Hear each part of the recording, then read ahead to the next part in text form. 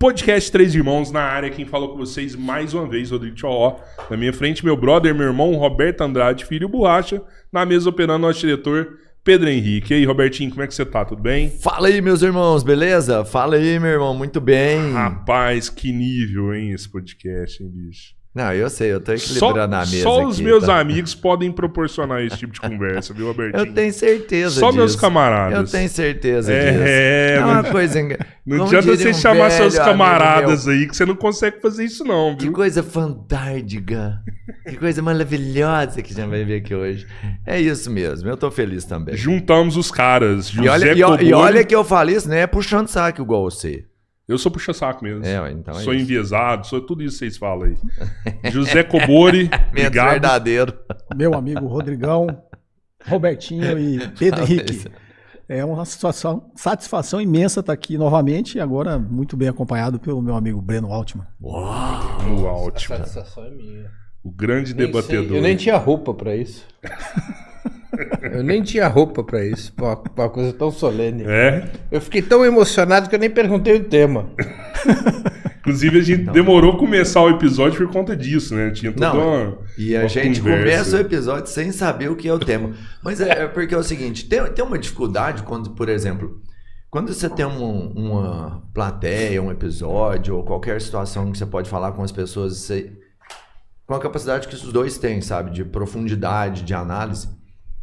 É mais fácil você falar com uma pessoa que está do mesmo nível que você, entendendo que você vai aprofundar e vai usar muito termo técnico, e isso não é simples. Ou é mais difícil ainda você falar com uma pessoa que não consegue aprofundar ou ter análise como vocês têm, e você tem que, de alguma forma, esmiuçar isso para ela. Que pergunta difícil, não? Já começou de alto nível. Alto nível a pergunta. Não, mas... Eu acho que não existe esse negócio de nível, não. Sinceramente. Tem, Breno? Não, porque, veja... Eu não consigo As entender pessoas, o que você fala. as pessoas, elas elaboram suas opiniões, cada qual a partir da sua experiência de vida. Eu não acho que existam pessoas com nível mais alto ou nível mais baixo. As pessoas elaboram a partir da sua experiência. Tem pessoas que não tiveram qualquer tipo de formação educacional mais elevada e que são capazes de formular num padrão que é inalcançável. Aliás, com todas as críticas que se possa fazer, pega o Lula. No que o Lula se formou? E compara ele com todos os presidentes que o Brasil teve, que eram todos com formação superior. Então, essa história de nível... Às vezes você tem uma pessoa que, pela experiência de vida, ele é capaz de resolver um problema que 100 quilos de teoria não são capazes de resolver. Que cria uma abstração que não tem a ver com a vida real. Né? Não vejo isso. Você concorda com o principalmente na parte econômica, quando você tem um entendimento bem profundo, você acha que na parte econômica, sim, a pessoa tem que ter um estudo, sabe, uma capacidade de entendimento para resolver os problemas? Não, eu acho assim, eu concordo bastante com o que o Breno falou, né? Eu acho que está muito mais ligado assim, a uma honestidade intelectual do que ao nível de conhecimento, né? Até pela experiência que o Breno tem, que eu tenho, que a gente conversa com pessoas muito simples, muito humildes, que não tem nenhum tipo de formação e elas têm uma capacidade de entender o que você está falando. Dependendo da forma, obviamente, que você se comunica. Que acho que é o meu esforço na internet é esse, né? Tentar chegar nessas pessoas comunicando de uma forma que ela consiga entender. Então eu acho muito mais simples até falar com pessoas que não têm formação nenhuma do que às vezes falar com pessoas que são muito bem formadas, né? Porque elas já adquiriram um certo viés, uma certa crença, e elas são meio que imunes a uma reflexão mais crítica. E eu tenho isso, a plena convicção disso. E é o que a gente estava até comentando aqui no início, né? Eu me recuso a participar desses debates, assim, sem nenhuma crítica a quem vai, né? A quem se propõe a fazer isso. Cada um tem a sua forma de ver, mas eu acho que até por tudo que eu já passei na vida, assim, eu meio que tenho filtrado, assim, escolhido aquilo que eu quero fazer, né? Graças a Deus, hoje eu tenho essa liberdade de... E por isso, o Breno brincou, né? Nos convidou, aceitei de bate pronto, estar com o Breno, eu sempre tive o prazer de estar com o Breno e pela primeira vez, né, assim, na mesa sendo entrevistados, né, ao invés de de ser entrevista, de estar dando entrevista. Então, e o Breno eu admiro profundamente a capacidade intelectual, crítica e de reflexão que ele tem. Então eu acho que vai me agregar, entendeu? Então são batalhas que eu escolho, não, óbvio, se eu for com o Breno eu vou, mas dependendo de vários convites que eu recebo de falar com outras pessoas, eu não vou, porque eu acho que não vai me agregar, não é uma prepotência, né? Primeiro que a gente sabe, né, essa polarização, né, essas pessoas que estão na extrema-direita, elas são imunes ao conhecimento, cara. Você pode falar o que você quiser, da forma que você quiser, comunicar da forma que você quiser, que elas não vão querer entender. Então quando você está nesse nível, eu acho que é difícil você ter uma evolução, um debate, uma conversa, né? Uma pessoa como o Breno, eu só tenho a aprender com ele. Pô, Breno, por que isso é interessante falar assim?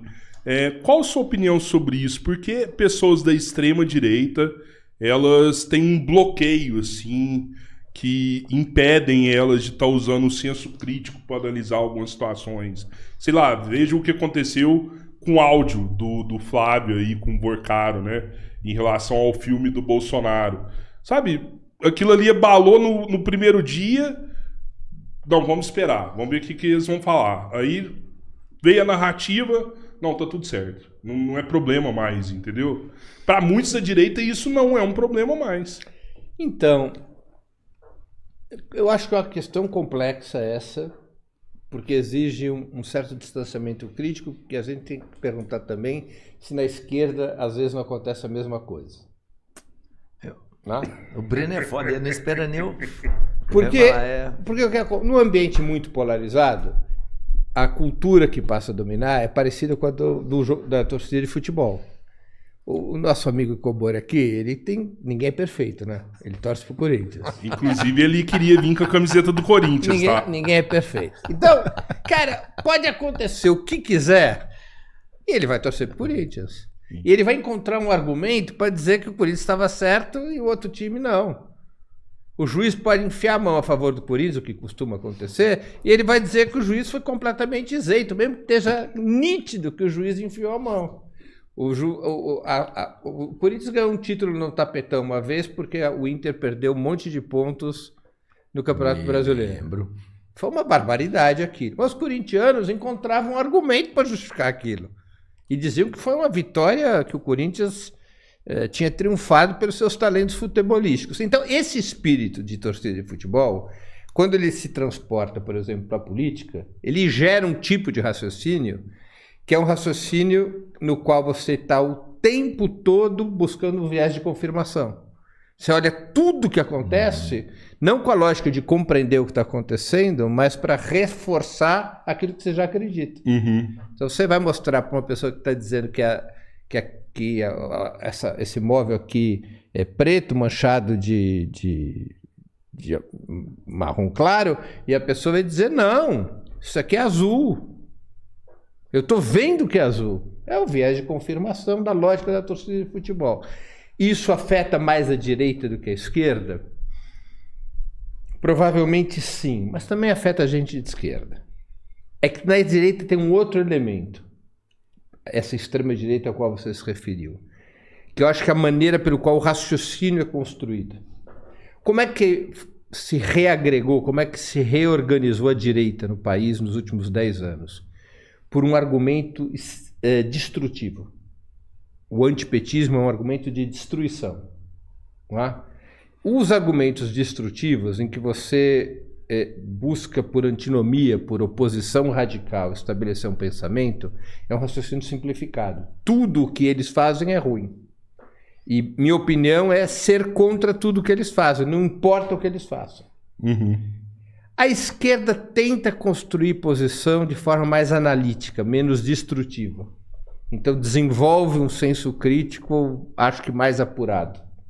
Então é mais fácil você encontrar bestas feras na extrema-direita, pelo menos entre as figuras públicas, do que na esquerda. A esquerda tende a construir um raciocínio mais crítico, mais profundo, tentando compreender as nuances da realidade. A esquerda não foi formada à base de um raciocínio destrutivo como a gente vê na extrema-direita. Então aí eu vejo uma diferença entre a extrema-direita e a esquerda. Acho que a extrema-direita Um raciocínio de tipo destrutivo, ele é muito limitador. Né? Ele é muito limitador. Ele é muito caótico. Né?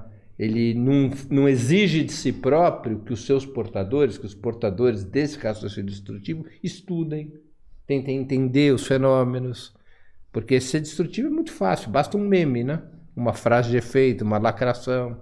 Quando você tenta construir uma solução, que eu acho que é o esforço principal na esquerda, embora haja cachorros loucos na esquerda, eu não nego isso, mas a lógica de você construir uma alternativa e você analisar a realidade vai te obrigando a estudar, a compreender melhor os fenômenos com os quais você lida e vai estabelecendo o que a gente pode chamar de um pensamento crítico. Ele é mais robusto, mais complexo, menos linear. Então, eu vejo dessa maneira essa questão. Viu, e você acredita que esse pensamento crítico ele vai em algum momento ou ele já consegue superar o antipetismo? É um fenômeno complexo, um fenômeno longo esse. Eu não acho que seja algo de curto prazo. Talvez a gente tenha que passar 1 ou 2 gerações.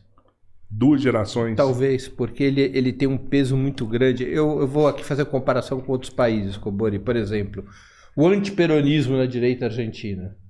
Já tem ali 80 anos. E é muito arraigado. E é racial também, né? Porque você vai a Buenos Aires, você vê claramente, não é sempre assim, né? Mas tendencialmente o peronismo é identificado com setores populares. Uhum. Né? Enquanto que o antiperonismo aglutina mais a classe média branca, a classe média dos bairros mais refinados de Buenos Aires ou de outras grandes cidades da Argentina. O antichavismo é assim também, O né? antichavismo também é assim. Então, são fenômenos que não são de uma hora para outra que você supera. Às vezes é necessário passar mesmo 1 ou 2 gerações para que você possa eliminar, digamos, as raízes desse tipo de pensamento. E, claro, ele não nasce do nada, não é? Ou seja, o que é o antipetismo? No fundamental, e isso não isenta o PT de críticas, nem os governos petistas de críticas, mas no fundamental é uma reação mobilizada pelas elites do país contra as mudanças que o PT passou a representar, mudanças que incidiam sobre desigualdade de renda e riqueza, que incidiam sobre o papel do Estado, que incidiam sobre as relações internacionais do Brasil, que incidiam sobre o combate à cultura escravocrata, que no Brasil é muito disseminada. E como é que a elite podia reagir a isso? A elite podia reagir a isso defendendo o seu legado, defendendo o legado escravocrata, defendendo a desigualdade de renda e riqueza, defendendo a brutal miséria desse país? Não. Então a maneira que ela encontra para fazer esse rebatimento contra o que o PT representa é criticando o antipetismo e buscar, como ocorre nos países periféricos, e não só nos periféricos, buscando encontrar nesse fenômeno da corrupção uma espécie de pretexto, de roteiro, para mobilizar o ódio contra aquele partido que representa uma ameaça às elites. O que pelo menos as elites sentem como uma ameaça. Às vezes nem a ameaça é tão grande, mas as elites sentem como uma ameaça. Né? Então isso é estimulado pela imprensa, isso não nasceu de conversa de bar. Né? Basta ver o papel da imprensa tradicional, o papel que certos setores religiosos, especialmente certas igrejas evangélicas, passaram a desempenhar. Isso foi alimentado no país, né? Alimentado durante muitos anos, alimentado desde antes dos anos 80 e 90, quando surge o PT, e depois também alimentado no período dos governos petistas, né? Na época do Mensalão, depois a Lava Jato, isso e ali quantas gerações já se foram, né? O PT é um partido de 2 gerações, o PT já tem pessoas que já estão virando adultas, que são netos de petistas. Já é a 3ª geração. Né? Então, isso foi semeado pela direita, foi semeado pela elite, esse espírito antipetista. Eu ouvi dizer que 6% do PT hoje são os jovens, os integrantes do partido, 6% são jovens. Então, tipo assim... 6% tem menos de 30 anos. O PT tá muito velho. Muito velho. Isso vai ser um baita problema. Até colaborando um pouquinho com o que o Breno falou, esse movimento da elite, da classe dominante, você vê que ela se estruturou de uma forma coordenada exatamente quando o PT se tornou a maior força política do Brasil. É o maior partido e a maior força política. Então, quando um partido dos trabalhadores, né, que foi criado pela classe trabalhadora, chegou ao poder, se estabeleceu no poder, se tornou realmente uma força política capaz de mudar a estrutura do país, ela começou a ser atacada de forma coordenada. Assim como o Breno falou, vocês sabem, eu tenho todas as minhas críticas ao PT, mas o PT inegavelmente era uma força política popular, né, organizada dentro da estrutura do sistema político brasileiro, capaz de mudar o país, né, capaz de mudar as estruturas do país, mudar o modelo econômico. Então, quando a classe dominante, a elite, se deu conta disso, ela tratou, obviamente, de organizar de forma estruturada para destruir o PT. Então, o discurso do antipetismo é um discurso de destruir essa força política, né? Isso, para mim, é muito claro. E quando você olha essa... Você sempre teve essa clareza, assim? Não. Ou em algum momento da sua vida você era antipetista também? Essa reflexão que o Breno nos traz, que faz... A gente tem que fazer essa reflexão. Por que o antipetismo? Porque isso tornou uma coisa tão simplificada, né? E de um ódio tão grande a um partido político, né? A uma representação de uma força política. Você vê que tudo é coordenado para atacar o PT. Eles nem atacam tanto os outros partidos de esquerda. Tanto que se você tiver um pensamento um pouco mais progressista, a primeira acusação que eles falam é petista. É petista. Ninguém me chama de você é do PCdoB, você é do PSOL. Não, todo mundo... Se você tem um discurso de esquerda, você é petista. Então, eles empacotaram um ataque ao PT porque ele realmente se tornou uma força política capaz de mudar a estrutura do país. Assim como quando o João Goulart começou a fazer as reformas, ele se tornou uma força, e inclusive o Celso Furtado se tornou o ministro do Planejamento, que tinha toda uma visão de mudar a estrutura da economia do país, de desenvolver realmente o país e desenvolver o país inevitavelmente a distribuir a riqueza que é gerada. As elites trataram de implementar o golpe militar de 64. Então, a gente vê esses movimentos acontecendo, e o que o Breno falou, é muito difícil porque foi feito de uma forma tão bem coordenada e ainda está em curso isso, que as pessoas até têm um certo receio, né, de apoiar o PT ou de falar que eles fazem coisas certas, aí começa a falar só as coisas erradas que eles fazem. Eu, quando falo o que o PT faz de certo, eu sou atacado também. Quando eu faço as críticas, ninguém lembra que eu critico o que o PT faz, mas quando eu faço os elogios, eu sou atacado. Inclusive, acho que da última vez que eu tive aqui, que eu falei sobre a figura do Lula enquanto estadista, né, eu fui muito atacado nas redes. E esse movimento que a gente está vendo acontecer no mundo também é um movimento coordenado. Só esticando um pouquinho esse assunto, né, que o Breno falou, eu lembrei. Quando caiu o Bloco Soviético, oficialmente em 91, os Estados Unidos, o sistema imperialista estadunidense, eles elegeram um novo inimigo, né? O inimigo na Guerra Fria era a União Soviética, eles elegeram um novo inimigo, que é o que eles fizeram agora, inclusive, né? A Guerra do Golfo, na década de 90, justamente com a queda do Bloco Soviético, eles elegeram o combate ao terrorismo. Aí o grande inimigo a ser combatido no resto do mundo, já que os Estados Unidos já não tinha mais inimigo, a União Soviética tinha caído, foi o terrorismo.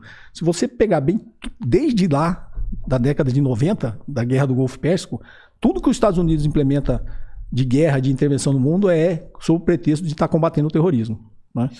Esse negócio de classificar o PCC e o CV como terrorista tem esse viés também. Que eles acham que eles se dão direito, não é o direito internacional que não dá direito a ninguém fazer isso, mas eu sempre falo, né, na teoria do poder global, que está muito bem descrito no livro do professor José Luiz Fiore, né? Quem tem o poder não precisa dar satisfação para ninguém, né? Ele tem o poder de transgredir a lei, né? Essa é a afirmação do poder. Quando você tem o poder é quando você é o único que não precisa seguir a lei.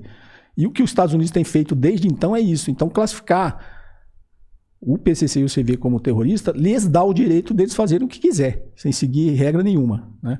E esse ataque que está acontecendo agora, né, você deve comentar, do Eduardo Bolsonaro, do Flávio Bolsonaro, desse negócio de ter ido para os Estados Unidos, de estar novamente, né, incentivando os Estados Unidos a fazer os seus ataques no Brasil, não só econômicos, mas agora também, inclusive, se quiser fazer uma intervenção militar. Não sei se chegaria a esse ponto, mas tem minhas dúvidas também, né? Porque nos movimentos que a gente está vendo na economia mundial e na geopolítica, em algum momento, se os Estados Unidos realmente quiser implementar a doutrina Monroe, né? Que é a América dos americanos, ele vai vir para cima do Brasil. Vai vir. Se ele resolver realmente, eu acho, dar esse passo para trás, falar, não, a Ásia é da China, a Eurásia ali, a Europa é da Rússia, vou cuidar aqui do meu quintal. Nós somos alvo, né? Tanto que quando ele invadiu a Venezuela e sequestrou Maduro, ele imediatamente começou a atacar a Colômbia e Cuba. Se você pegar o mapa da América do Sul, e o Marco Rubio falou isso agora, né? Quem não são aliados deles, era só a Venezuela, Colômbia, Cuba e Brasil. Se você pintar o mapa da América do Sul, da América Central, que eles pintam lá de vermelho, os inimigos, os azulzinhos são os amigos. Tá pintado de vermelho, cara, é só a Venezuela, a Colômbia, o Brasil e Cuba. E o Marco Rubio acabou de confirmar isso. Então, inevitavelmente, obviamente, infelizmente, né, eles estão atacando Cuba agora, né? Brasil, se for atacado, vai ser o último, que é a maior potência da América do Sul, né? Sim, mas inevitavelmente, assim, eu não gostaria, mas eu acho que no limite, né, das tensões, se ele não conseguir, e ele não vai conseguir via coerção econômica, ele não vai conseguir fazer isso, ele vai apelar para o uso da força. A carta da guerra, né? A carta Então, da guerra. essa leitura que você traz, Kobori, é bem explícita. Os Estados Unidos hoje, até pelos seus aliados, o que Israel faz constantemente com os vizinhos ali, a gente sabe que é uma postura de domínio e de domínio conseguido através da força. O Brasil sabe disso, eu acho que todo mundo sabe. A gente começa a ser visto agora e falado como um não aliado deles, né? Você mesmo falou, você tem o quadrinho pintado lá, a gente é vermelho no quadrinho. E a gente sabe que planejamento é tudo também. Não é hora de a gente começar a se preparar para um enfrentamento pelo menos mais franco com eles? E eu te falo assim... Guerra? Buscar pelo menos parceiros que sejam comerciais, para você não ficar dependendo, por exemplo, comerciais das a gente já tarifas. tem, já, né? E já que você tem essa parceria comercial, estruturar com eles, sei lá, uma parceria também de preservação do nosso continente. Por quê? Porque eles precisam da gente comercialmente. Vamos pensar na China e na Rússia, que são os grandes players ali para talvez enfrentar os Estados Unidos em qualquer situação, de que a China precisa do que a gente tem aqui, pelo menos matéria-prima. Acho que não. Precisa de soja, no mínimo. Para não falar outras coisas, precisa sim. Comprando do continente africano. Precisa sim também. Só o continente não vai conseguir manter eles lá. Não mantém. Só um continente. Né? A China, pelo menos comercialmente, a gente é o maior comprador deles, por exemplo, de defensivos e produtos, né, para o agro. Eles não querem perder isso. Não era hora da gente, sei lá, negociar com eles, por exemplo, sei lá, mecanismos de defesa? A gente não consegue fazer isso economicamente ou militarmente? Qual que é a barreira que a gente tem? É difícil, é isso que os Estados Unidos está tentando evitar, né? Porque como que o Brasil atinge a soberania? Você precisa ser soberano pleno. Soberania monetária, soberania fiscal e soberania militar. O que o Brasil deveria fazer é mais ou menos o que a China fez, né? A China, desde o primeiro plano quinquenal, a defesa era a quarta prioridade. Era agricultura, indústria, ciência e defesa. Desde o primeiro plano. Desde o primeiro plano. Desde Deng Xiaoping, antes do plano até, isso tá na cabeça deles. Por quê? Como que você vai ter uma soberania militar se você não é nada economicamente? Sim. Como é que você vai financiar isso? Os Estados Unidos financiou com a hegemonia do dólar. A China conseguiu porque seguiu esse planejamento de longo prazo. Hoje eles podem investir em defesa militar porque eles são uma potência econômica. Então, como que o Brasil, sempre a crítica, como que a gente vai ter umas forças armadas que se faça respeitar se a gente não consegue resolver nenhum problema simples econômico? Não tem bem-estar social no país, não né? tem. Não tem então, assim, básico. a primeira coisa para a gente atingir a soberania, eu acho que é uma soberania monetária plena. Soberania monetária não é só você emitir a própria moeda. A gente emite a nossa própria moeda. Só que a nossa política monetária não é soberana. A gente depende do que o Fed faz, porque a gente tem que ficar pagando um spread na taxa de juros deles. E por que a gente tem que pagar um spread para a taxa de juros americana? Porque a gente tem livre fluxo de capitais. O dinheiro entra e sai. Entra e sai, o cara entra aqui de manhã que sai à tarde, se ele quiser. É uma promiscuidade total o nosso mercado com a nossa economia. Então a gente deveria, né, tomar ações na estrutura do modelo econômico que permitisse que a gente não dependesse da política monetária dos Estados Unidos. Que sempre foi a maior pressão dos Estados Unidos sobre a China, que a China adotasse os sistemas de livre câmbio. Livre fluxo de capitais. E Eles nunca controlam. aceitaram, né? Nunca Não, o aceitaram. câmbio administrado, o governo fixa o valor da moeda no dia e entra ou sai do país o volume de capitais que o governo Ele autorizar. queria autorizar. Se não autorizar, não entra, se não autorizar, não sai. Não é? Porque isso garante a soberania da moeda. Agora, eu acho que nesse tema que você estava falando, Robertinho, da defesa, eu acho que a esquerda tem que acertar contas com o seu passado aqui no Brasil, porque nós cometemos muitos erros a esse respeito. Tá? Eu acho que a esquerda brasileira subestimou a questão militar. E não só a esquerda brasileira, a esquerda latino-americana subestimou a questão militar. Subestimou a questão militar por reflexos condicionados, em boa parte. É assim, pô, anos e anos de ditadura militar, o que você menos queria quando acaba a ditadura era dinheiro na mão dos milicos, né? Fortalecer o inimigo, né? Patrocinar Não é isso? Então, algoz, a né? esquerda passou a ter uma postura que é até justificável, mas que não é lá muito inteligente, que é uma aversão aos militares, totalmente justificável, depois de 21 anos de ditadura aqui, não sei quantos anos na Argentina foram 7 anos de ditadura, e no Chile foram outros 26 anos foram 16 anos de ditadura. Então havia uma aversão aos militares. E isso fez com que em todos esses países principais da América do Sul, você adotasse uma política pacifista que não tinha a ver com a realidade do nosso continente. Se nós sabíamos que o nosso subcontinente ele era periférico e dependente, que para poder se desenvolver ele teria que enfrentar a hegemonia das grandes potências capitalistas, bom, evidentemente as grandes potências capitalistas não vão aceitar abdicar da sua hegemonia assim a troco de nada, dizendo tchau e indo embora. Elas vão resistir, Forçar. elas vão pressionar, elas vão intervir para garantir os seus interesses. Puxa vida, se isso acontece, como é que você defende a tua soberania? Este tema não é um tema importante para a esquerda latino-americana. Não é um tema importante, não foi um tema importante. Quando eu vejo o presidente Lula, por exemplo, dizer o Brasil precisa ter uma indústria de defesa, eu acho ótimo que ele diga isso, mas eu não posso desconsiderar que o partido ao qual estou filiado, o PT, governa o país nesses últimos 25 anos, desde no século XXI, está governando 16 anos, né? Sim. E nossa atuação em relação à indústria de defesa melhorou várias coisas, mas tem uma estratégia de defesa? Não tem.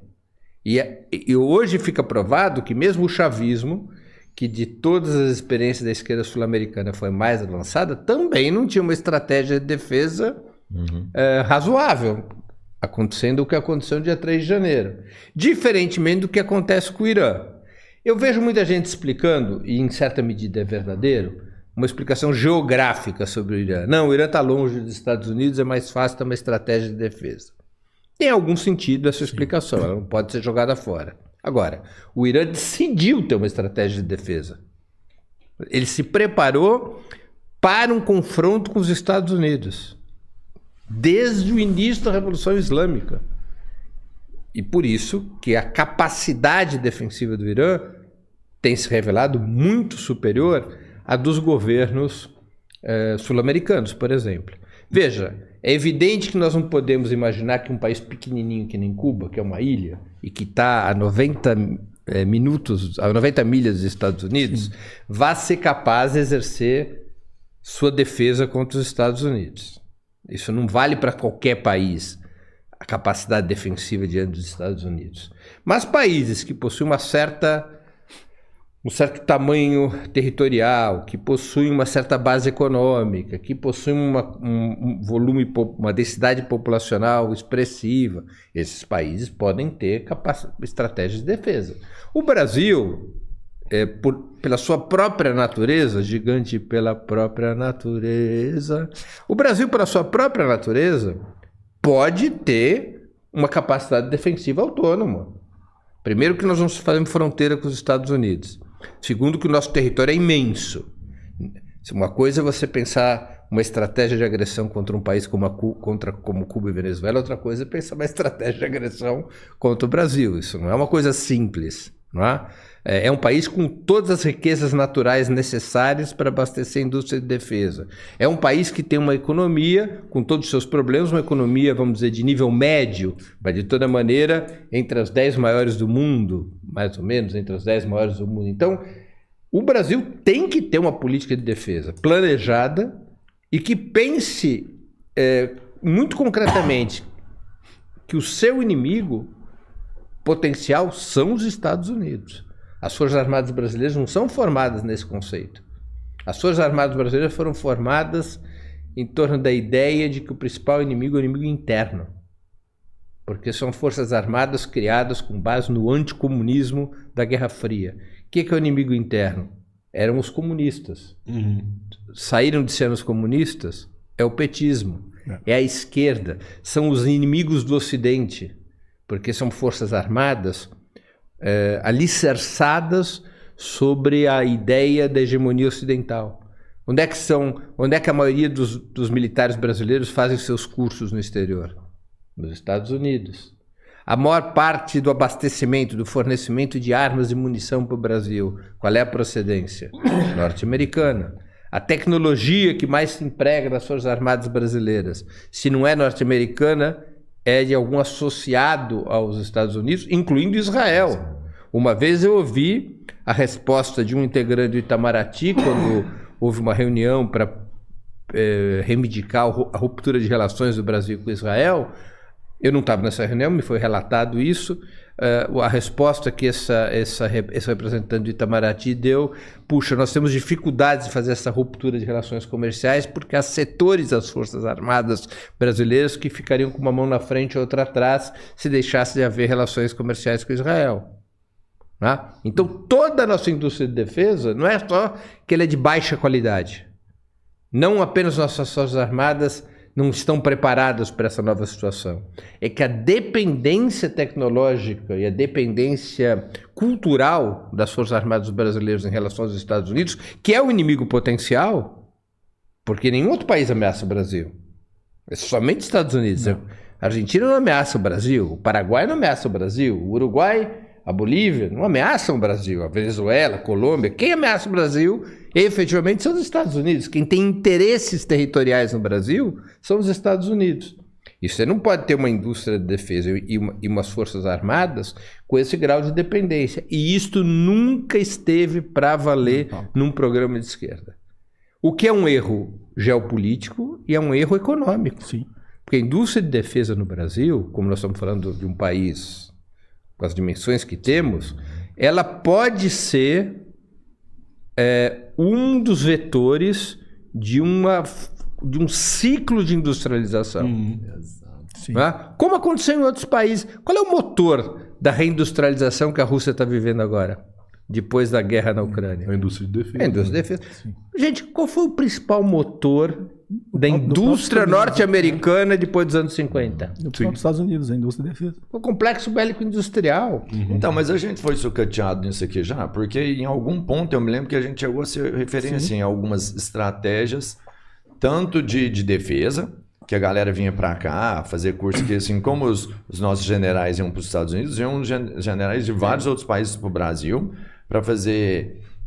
pegar algumas técnicas de sobrevivência, de conquista de território.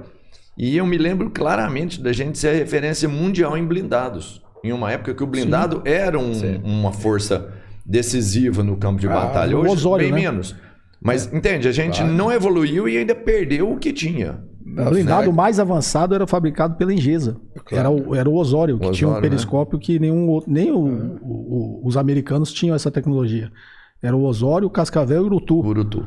E o que destruiu isso foi a Revolução Neoliberal, né? A Engesa era uma grande indústria de defesa. Aí agora estavam tentando fechar a Vibras. Acho que vocês conversaram aqui sobre isso também. O melhor avião de treinamento militar é o da Embraer, o Super Tucano. A Força Aérea Americana utiliza o Super Tucano.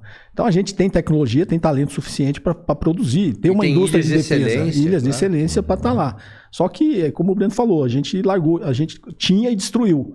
Eu acho que uma estratégia de defesa partindo para reindustrializar o país, tendo novamente essa indústria que a gente já teve, ou seja, a gente é capaz de ter, e ele ser um dos motores do desenvolvimento da nossa indústria, porque a indústria de defesa, na realidade, quando está na mão do Estado, ela produz ciência e tecnologia que nenhuma empresa privada vai produzir, né? Como o Breno falou, a indústria, tudo que está no nosso telefone hoje, GPS, internet, foi tudo desenvolvido pela DARPA nos Estados Unidos. Que é dinheiro, teoricamente, que o Estado joga a fundo perdido. Não com o objetivo de ter lucro. Ele é defesa. Vai investir, vocês vão desenvolver. O dinheiro que precisar. O dinheiro que precisar. E isso, obviamente, depois, a inovação que é gerada é utilizada depois pela iniciativa privada. Isso é muito bem documentado na literatura econômica. Ô, Cobori, mas esse projeto neoliberal, ele avança no Brasil porque já não estava bom antes. Senão ele não avançaria. Eu acho que o Fernando Henrique, quando começa a privatizar algumas indústrias ali que eram essenciais para o Brasil, a população concordou com isso, né? A população concordou porque o povo não tinha benefício disso. Isso não voltava para a população. Eu volto um pouquinho no que o Breno falou. O Brasil não tem uma elite que pensa no país. Isso também, quando a gente pensa na economia... O Brasil, em algum momento, era do mesmo tamanho que os Estados Unidos, no início do século XIX. Né? O Brasil e os Estados Unidos, inclusive, infelizmente, em número de escravos. Está no livro do Celso Furtado. O Brasil e os Estados Unidos tinham mais ou menos 2 milhões de escravos e produzia basicamente a mesma coisa, algodão. Né? E aí, como que uma economia igual a dos Estados Unidos se desenvolveu e o Brasil ficou para trás? Eles começaram a fazer camiseta com os algodão. Segundo o Celso Furtado, por causa da nossa elite. A nossa elite, desde que ela conseguisse reproduzir o padrão de consumo e de vida de um cidadão de uma economia desenvolvida na época da Inglaterra, para eles estava bom, eles não queriam desenvolver o país. E foi exatamente nesse ponto que os Estados Unidos se descolou, porque o sul dos Estados Unidos era escravagista e produzia algodão.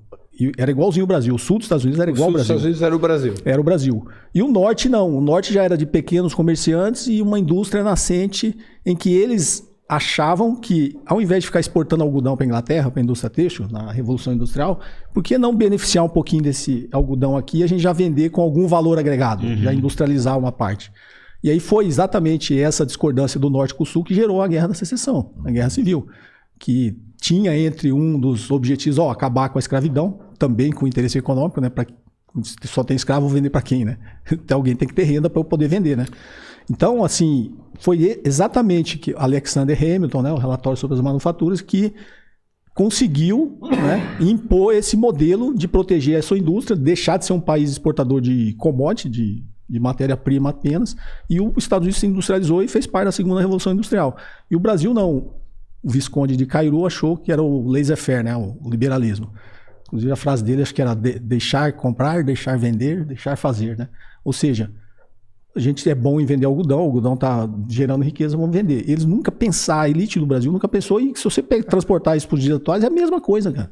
A nossa elite aqui, desde que ele continue, principalmente do agronegócio, gerando riqueza, e eles consigam reproduzir o padrão de vida de um cidadão de um país desenvolvido, está pouco se lixando para a classe trabalhadora.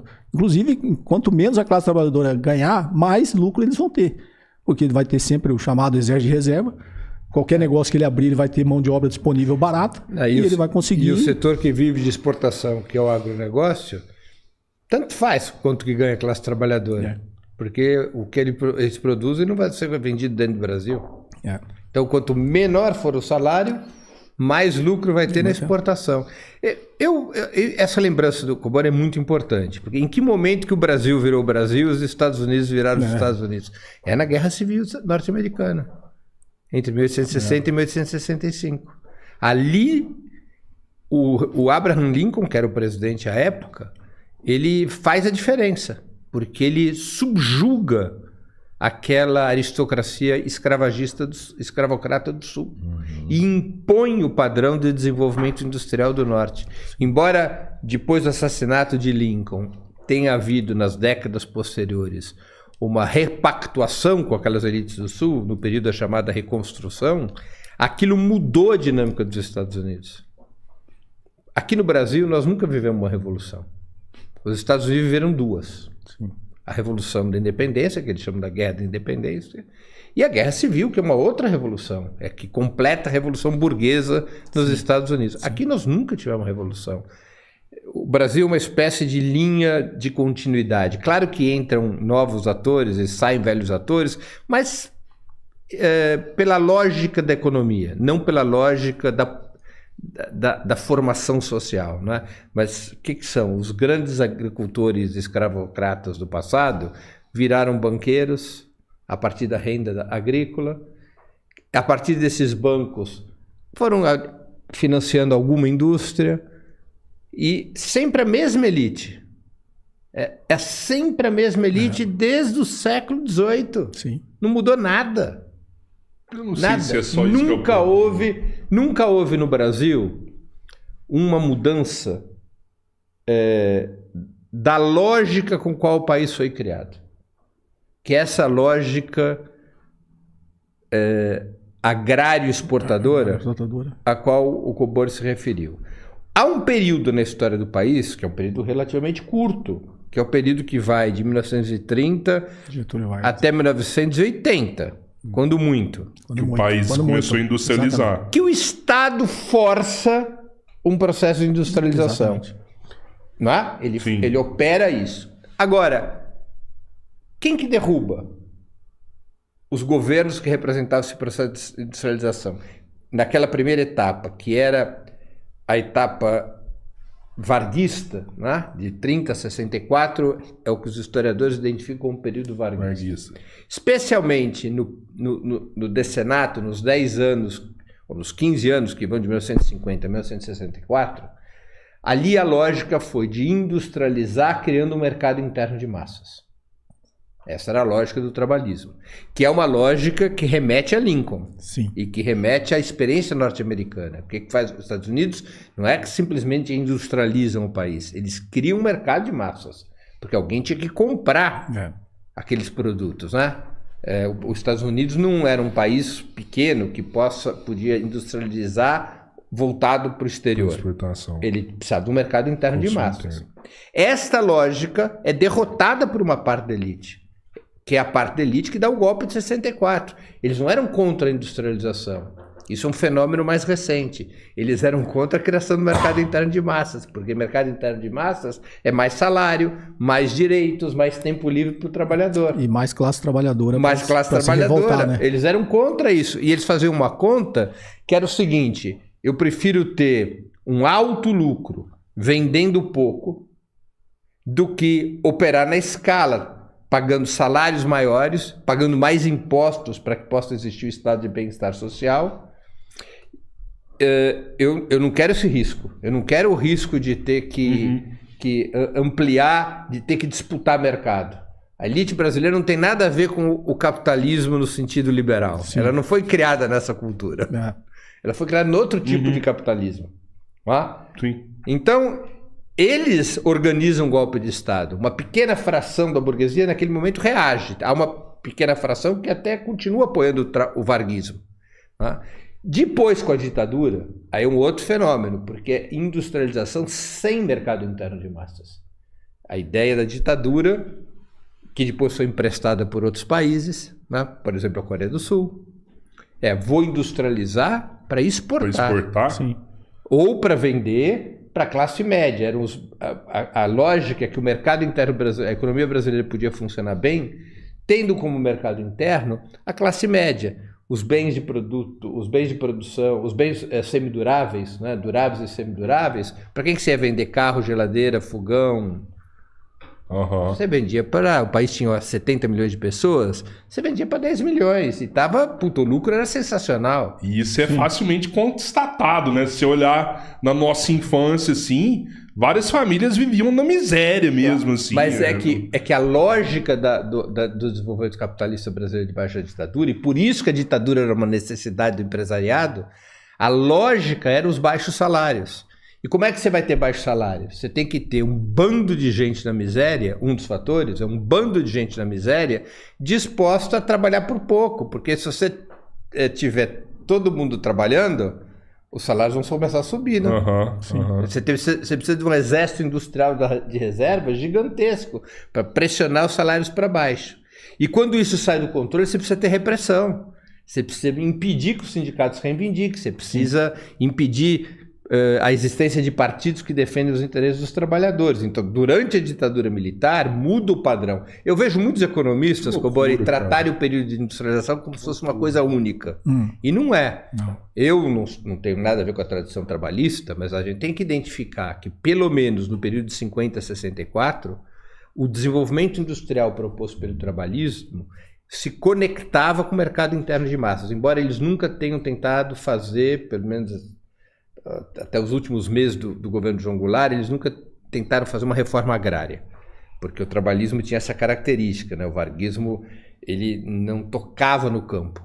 A ideia dele, a estratégia do Getúlio Vargas era: eu não posso brigar com quem manda neste país. Quem manda nesse país é o capital agrário. Sim. O capital agrário me derruba, porque ele tem os deputados, ele tem os meios de comunicação.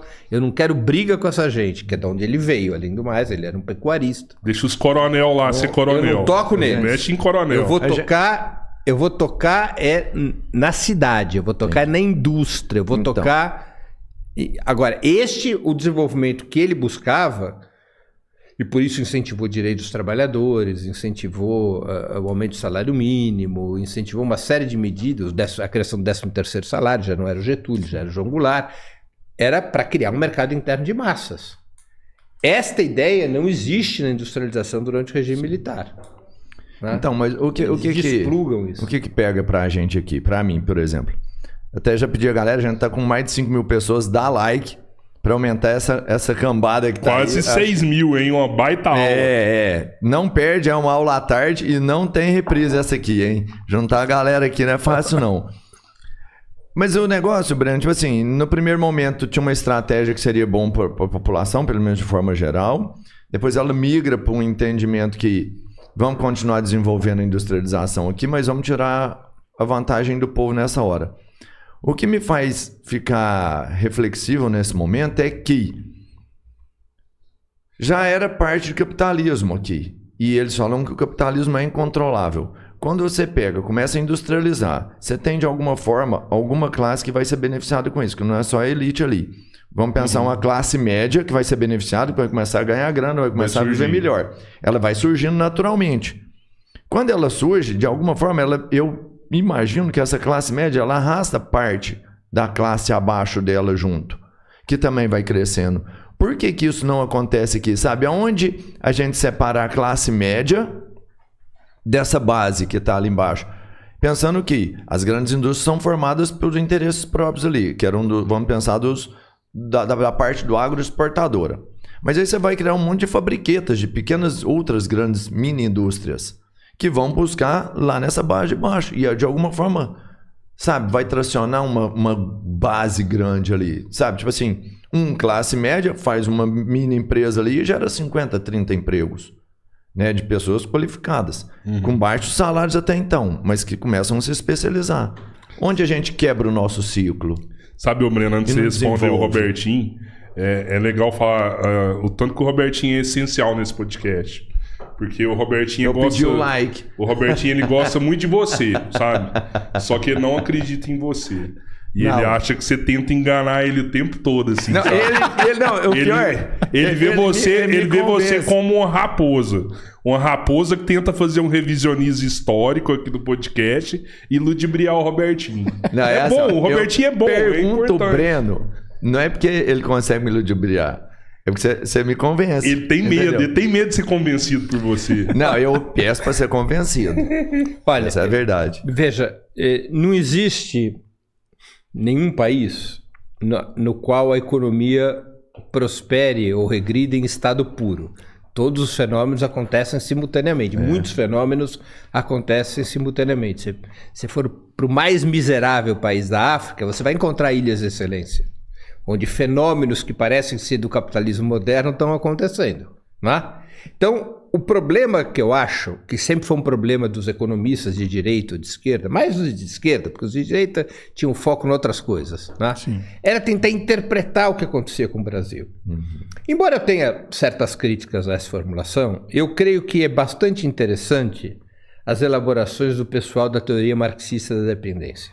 Rui Mauro Marini, Teotônio dos Santos, Vânia Bambirra, porque eles compreende um fenômeno que a esquerda não compreendia até o surgimento do pensamento deles. Não é? A esquerda achava que o Brasil tinha problemas de subdesenvolvimento porque o nosso capitalismo estava travado. O capitalismo brasileiro podia ser destravado. Para ser destravado, tinha que fazer a reforma agrária e tinha que se libertar do domínio norte-americano, do domínio imperialista. Essas duas travas eliminadas, o capitalismo brasileiro ele poderia se desenvolver como aconteceu, por exemplo, com o capitalismo europeu ou com o próprio capitalismo norte-americano. Tá?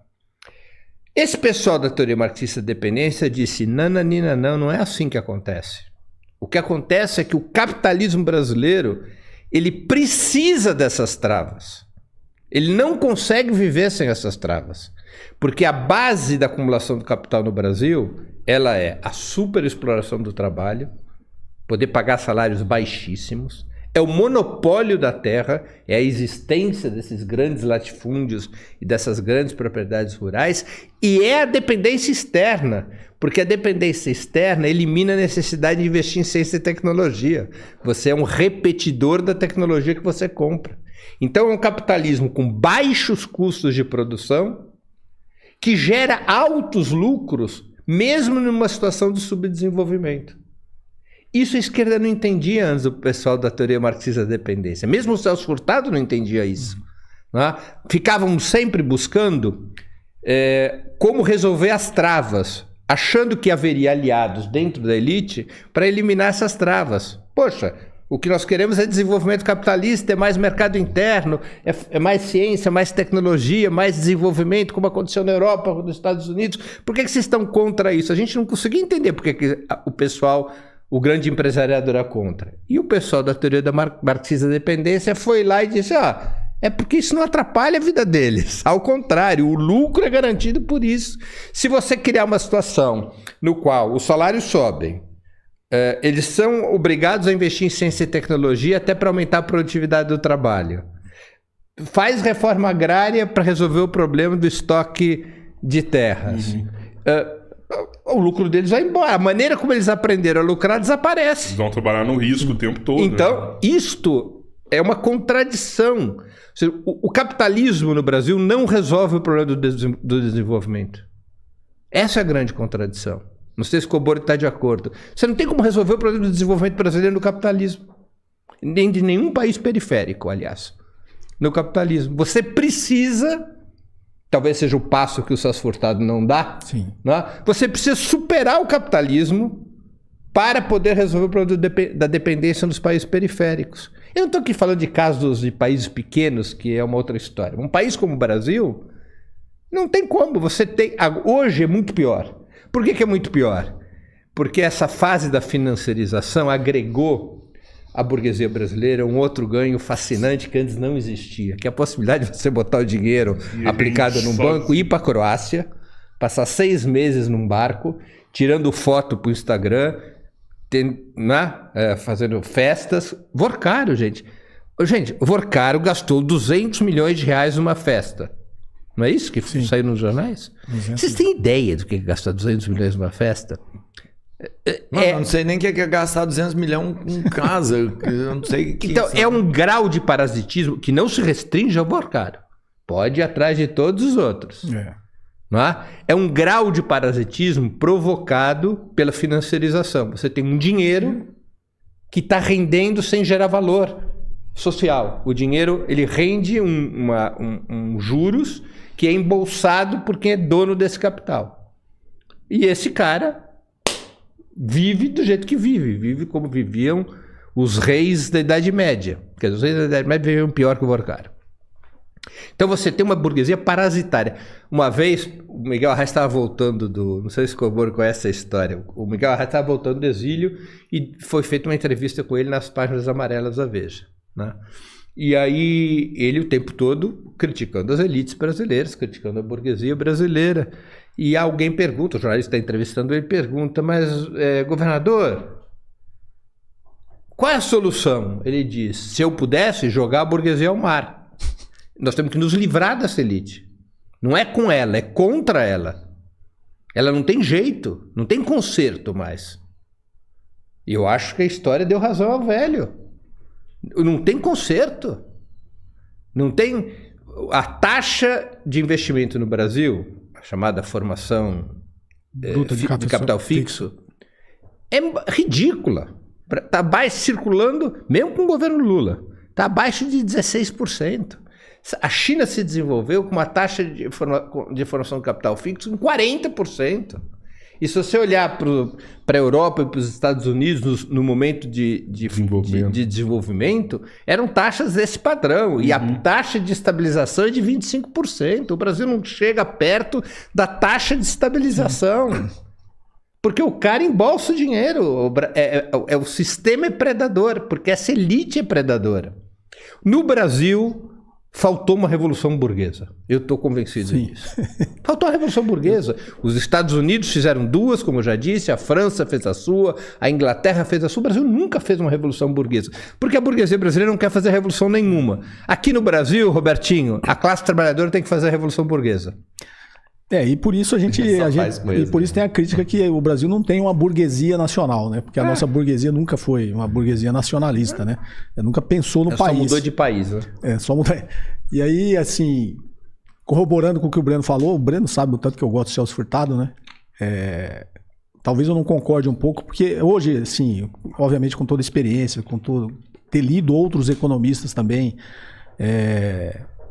e lendo novamente essas obras do Celso Furtado, a Formação Econômica do Brasil, a Teoria Política do Desenvolvimento, o Mitos do Desenvolvimento, eu consigo enxergar no Celso Furtado, talvez isso que você falou que ele não tenha, eu consigo enxergar que ele tinha isso bem claro. Quando ele faz a crítica que a diferença nossa dos Estados Unidos, principalmente quando se descolou, é que a gente nunca teve uma elite que pensou no Brasil, né? A gente não teve uma elite que fez essa revolução burguesa, né? Eles eram burgueses de outro país, que explorava o nosso próprio, né? Até porque o Brasil é um país que foi colonizado, né? E brasileiro mesmo são só os índios, né? Todos nós somos descendentes de algum outro povo que colonizou o Brasil. Então, eu acho que isso também talvez seja alguma dificuldade que a gente tenha sob o ponto de vista sociológico, né? De pessoas que pensem realmente no Brasil. Porque a elite é a mesma elite sempre, né? São herdeiros de uma formação que teve no Brasil desde a colonização. Então, esse pessoal... Talvez o Arraes esteja certo, só se livrando deles, né? Eles mesmos nunca vão ter essa visão que a gente que está sendo crítico tem, né? E o que eu vejo que o Celso Furtado, nas obras dele, ele sempre fez essa crítica, não só às elites, mas também de como a gente mudar e industrializar o país, né?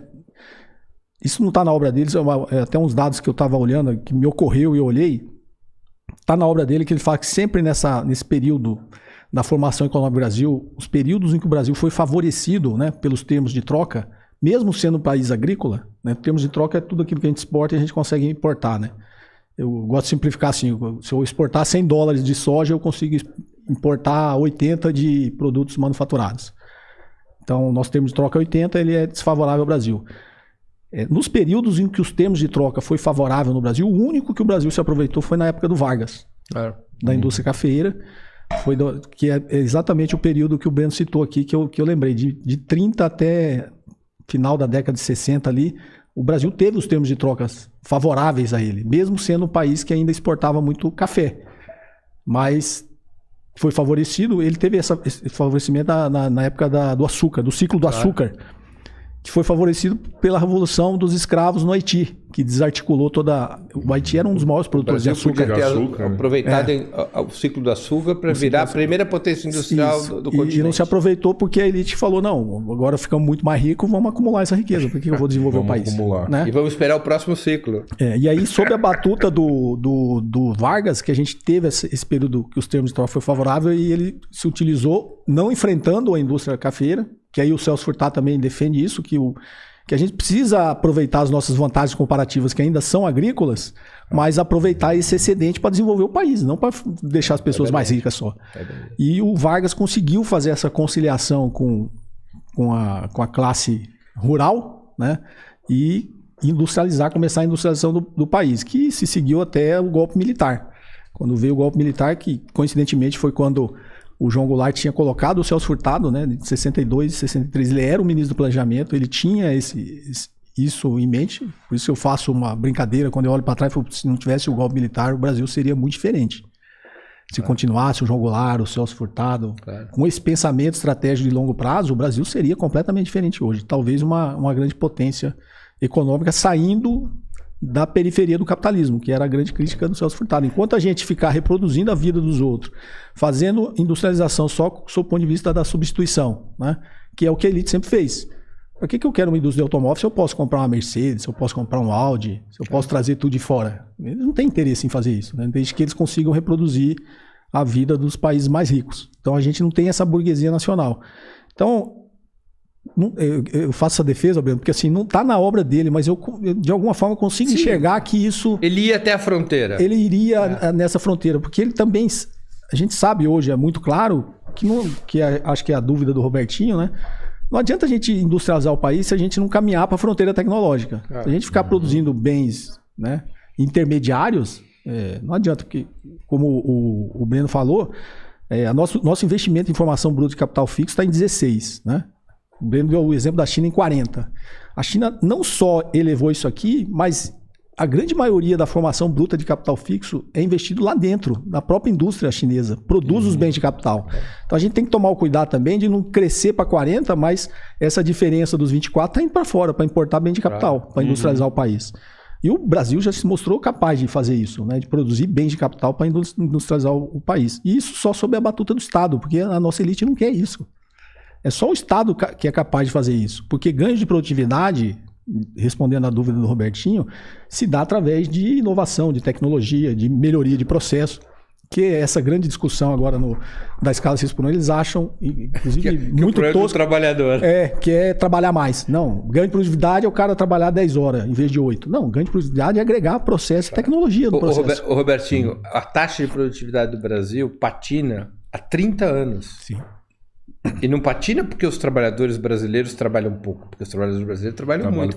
Patina porque o empresariado não investe em ciência e tecnologia. Não investe em ciência e tecnologia. É ridículo o investimento em ciência e tecnologia. E é até compreensível, né, Breno? Porque, porque sob o ponto de vista econômico, das finanças corporativas, claro, eles não vão investir porque não dá retorno. Vai dar retorno isso é o papel né? do Estado, entendeu? Tem que ser o Estado para fazer isso. É o papel do Estado. Né? Agora o Estado tira o dinheiro da onde? Cobrando imposto desses caras para poder fazer isso. Né? Por isso que eles também não querem que o Estado faça isso. Porque alguém tem que pagar essa conta. Quem tem que pagar essa conta é quem está tendo lucro com o processo. Eu me lembro, e era vivo ainda o Celso Furtado, né? Eu me lembro quando teve o Plano Cruzado, que tinha um monte de problema, era um desastre como estrutura, né? Mas o Plano Cruzado, no curto prazo, ele fez disparar a capacidade de consumo, né? E eu me lembro que tinha matérias na imprensa brasileira naquela época que falavam, é a alegria do empresariado, né? A capacidade de consumo está crescendo em todos os itens. E eles foram entrevistar os empresários, achando que ia ter uma festa do empresariado, dizendo, agora vai, tá? O poder de consumo está aumentando muito, porque os preços estavam... o fim da inflação.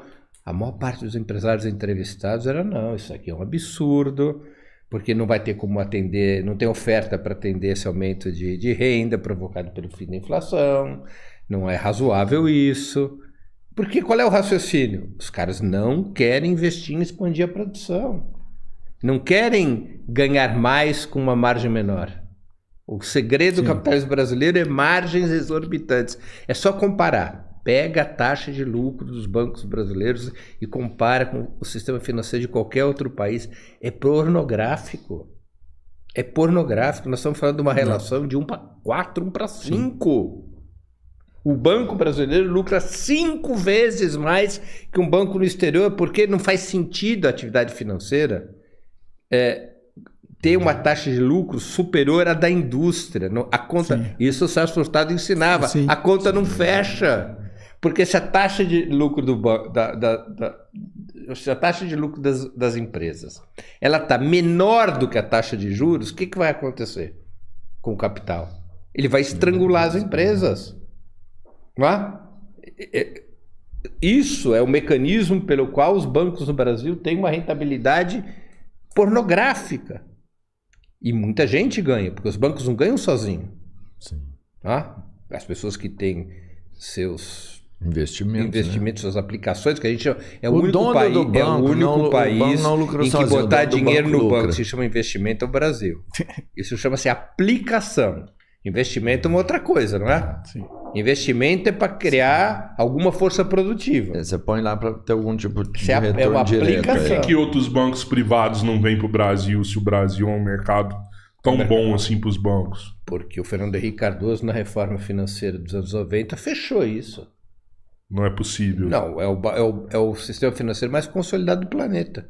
O Brasil tem 5 bancos controlando 87% dos O único, fluxos de crédito. e o único estrangeiro é o Santander, né? É. Que inclusive é a subsidiária do Santander que mais dá lucro. Claro. Que sustenta o resto do mundo. Sério? O mercado é totalmente Que fechado. isso? Totalmente fechado. Ao contrário de entrar novos bancos, saíram os que tinham. Como é que surge um Nubank da vida aí? Isso aí é realmente Os bancos digitais? isso aí realmente é um... Vamos pensar Uma brecha, uma né? brecha, uma falha do sistema, porque eles não iam deixar um novo player, né? Isso Com foi- certeza já compraram, mas enfim. Isso foi inovação, Surge.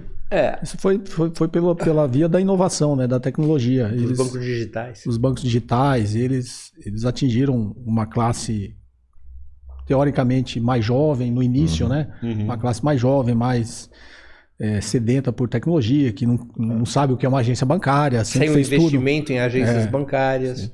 Os grandes bancos são investimentos pesados, né? Porque tem agência, eles inventaram o banco sem agência. E um custo muito baixo. Mas- né? Depois os bancos acabaram comprando, né? Nada disso dura. Gente, o que fez o Itaú? Que é junto com o Bradesco, são os 2 grupos nacionais.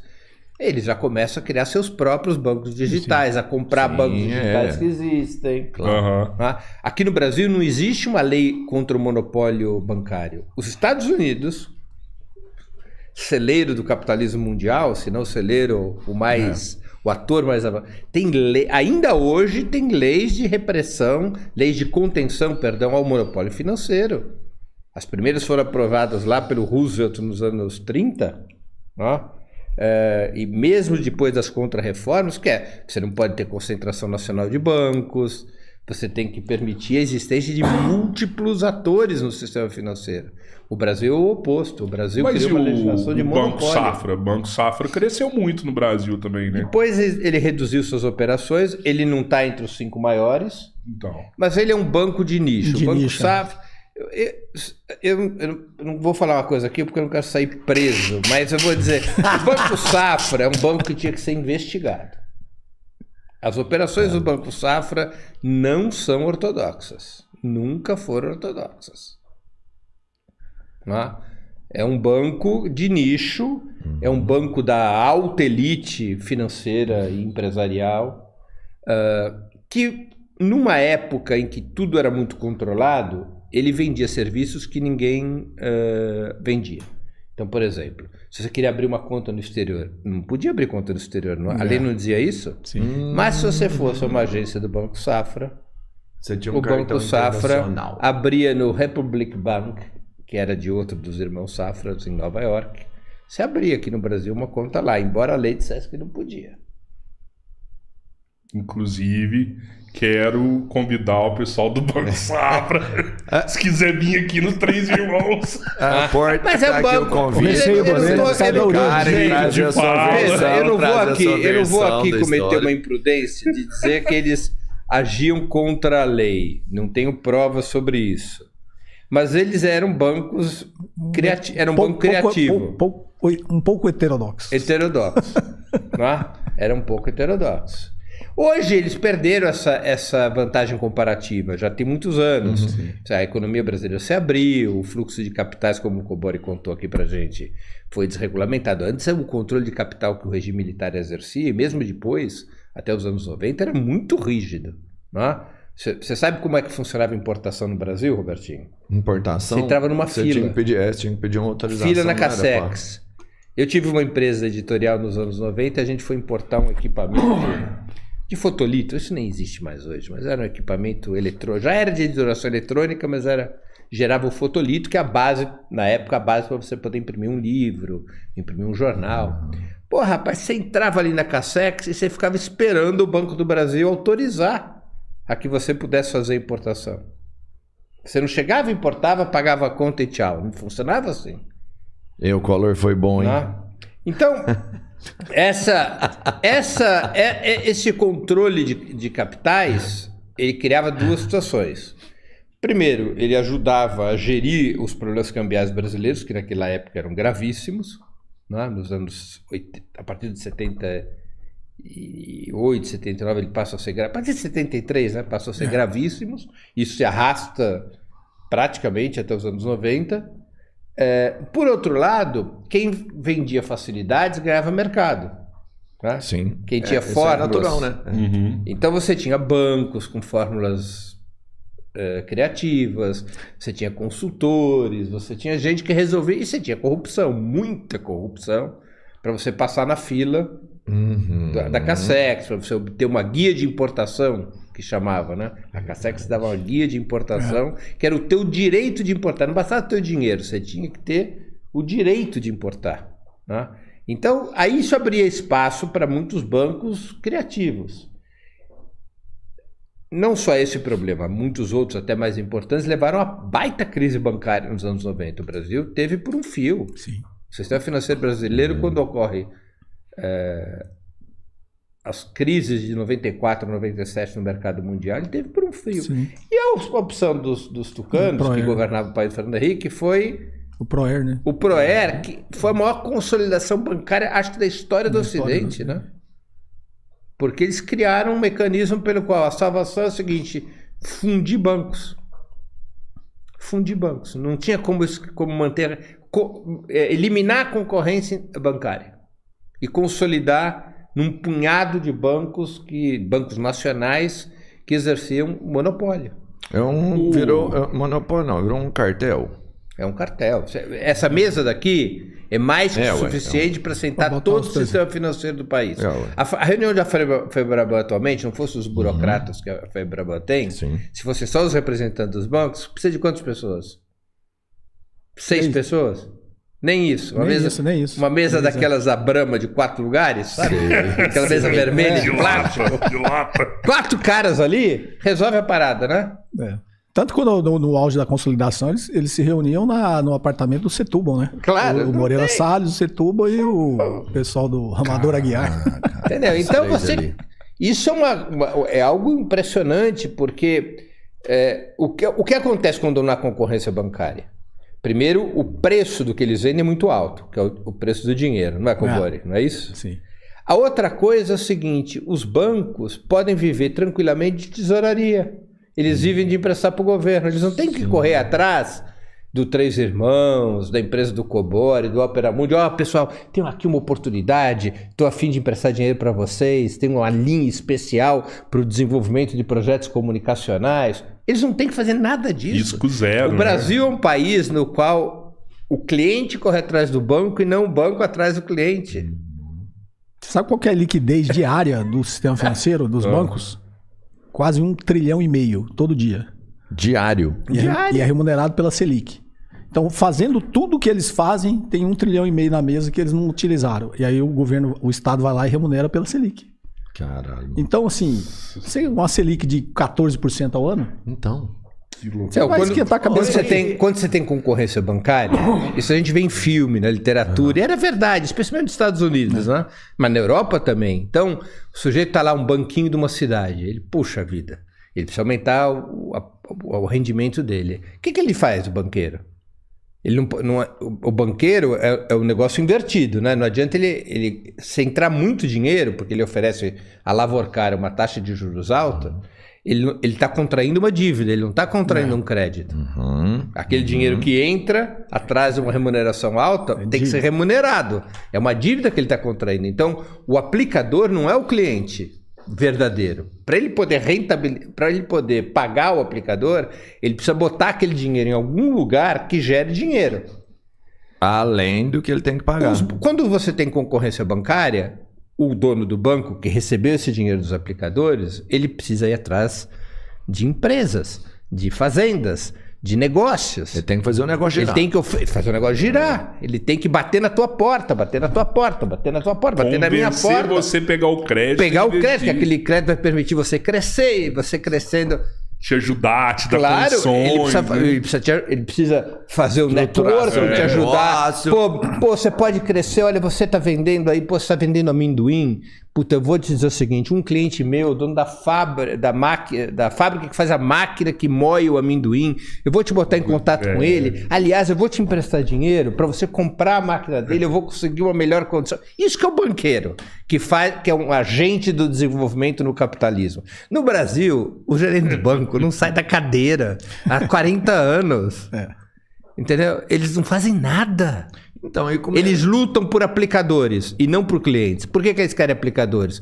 Porque eles te tomam dinheiro a X% do CDB, pegam o dinheiro, aplicam em títulos do governo e fica sentado esperando. Se você pegar a rentabilidade dos bancos brasileiros, o percentual majoritário da renda deles é na tesouraria. Tesouraria é o empréstimo para o governo. É um negócio... Isto não tem a ver com o capitalismo que a gente aprende assim nos livros. É um tipo de capitalismo, claro que tem a ver com o capitalismo, eu estou aqui fazendo uma brincadeira, mas é uma lógica parasitária inacreditável. Como é que o sujeito pode ganhar dinheiro sem agregar forças produtivas ao país? Isso é inadmissível. Isso é usura. Pô, sabe aquilo que a tua igreja proibia há 600 anos atrás, a usura? Sei. E mandava perseguir os judeus por causa disso, porque emprestavam dinheiro a juros? Jesus ia descer o chicote. Meu cara, é isso, é usura. O sistema financeiro brasileiro é um sistema de usura. Por que cargas d'água que só o Banco do Brasil é que empresta para a agricultura?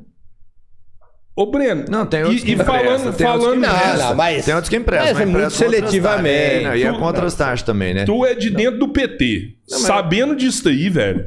Vocês não conversam isso dentro do PT, não? Por que o Lula não chega lá na Febraban lá e não desce o chicote nesses caras lá? Porque, meu caro... Tem que fazer uma carta. Eu não vou defender o Aldo Rebelo, desculpa te interromper. O Aldo Rebelo esteve aqui, falou que foi convidado para ir lá na Febraban, que deram essa carta para ele e rasgou a carta. Falou, eu não assino isso daqui. E era a carta aos brasileiros que o Lula assinou, pô. Bom, não conheço essa história, mas eu vou te dizer uma coisa. Não, a carta aos brasileiros você sabe qual que é. Não, a carta aos brasileiros eu conheço. Essa história do Aldo que eu não conheço. Tá no episódio do Aldo. Eu te mando. Veja, o que acontece?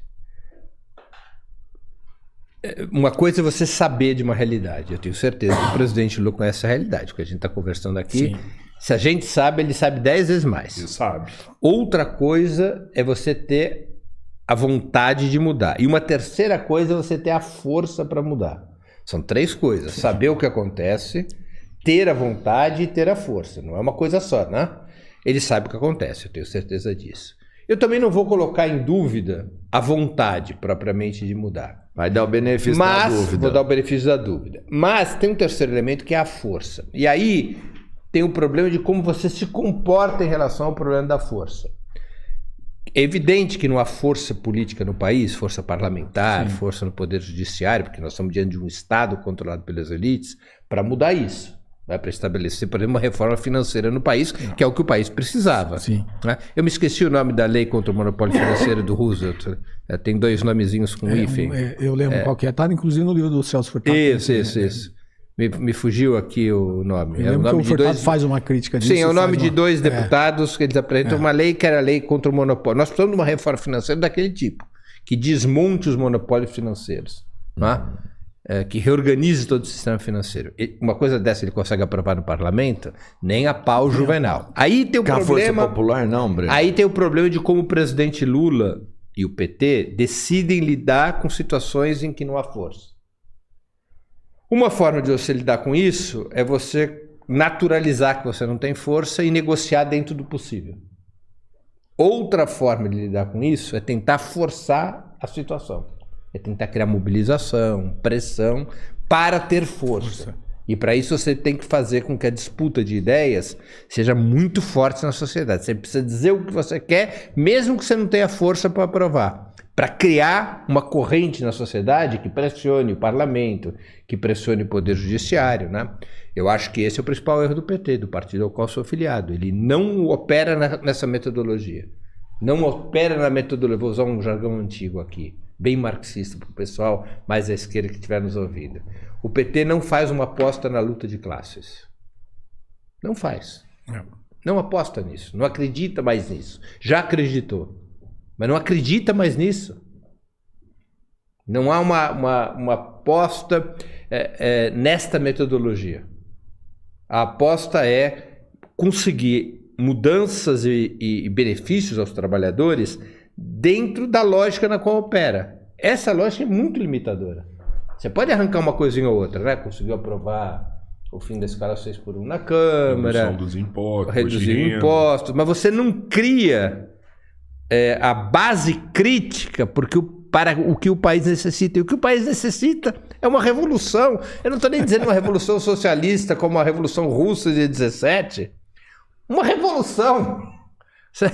São as tarefas que a Revolução Burguesa que a burguesia não cumpriu aqui no Brasil porque nunca fez uma revolução. Sim.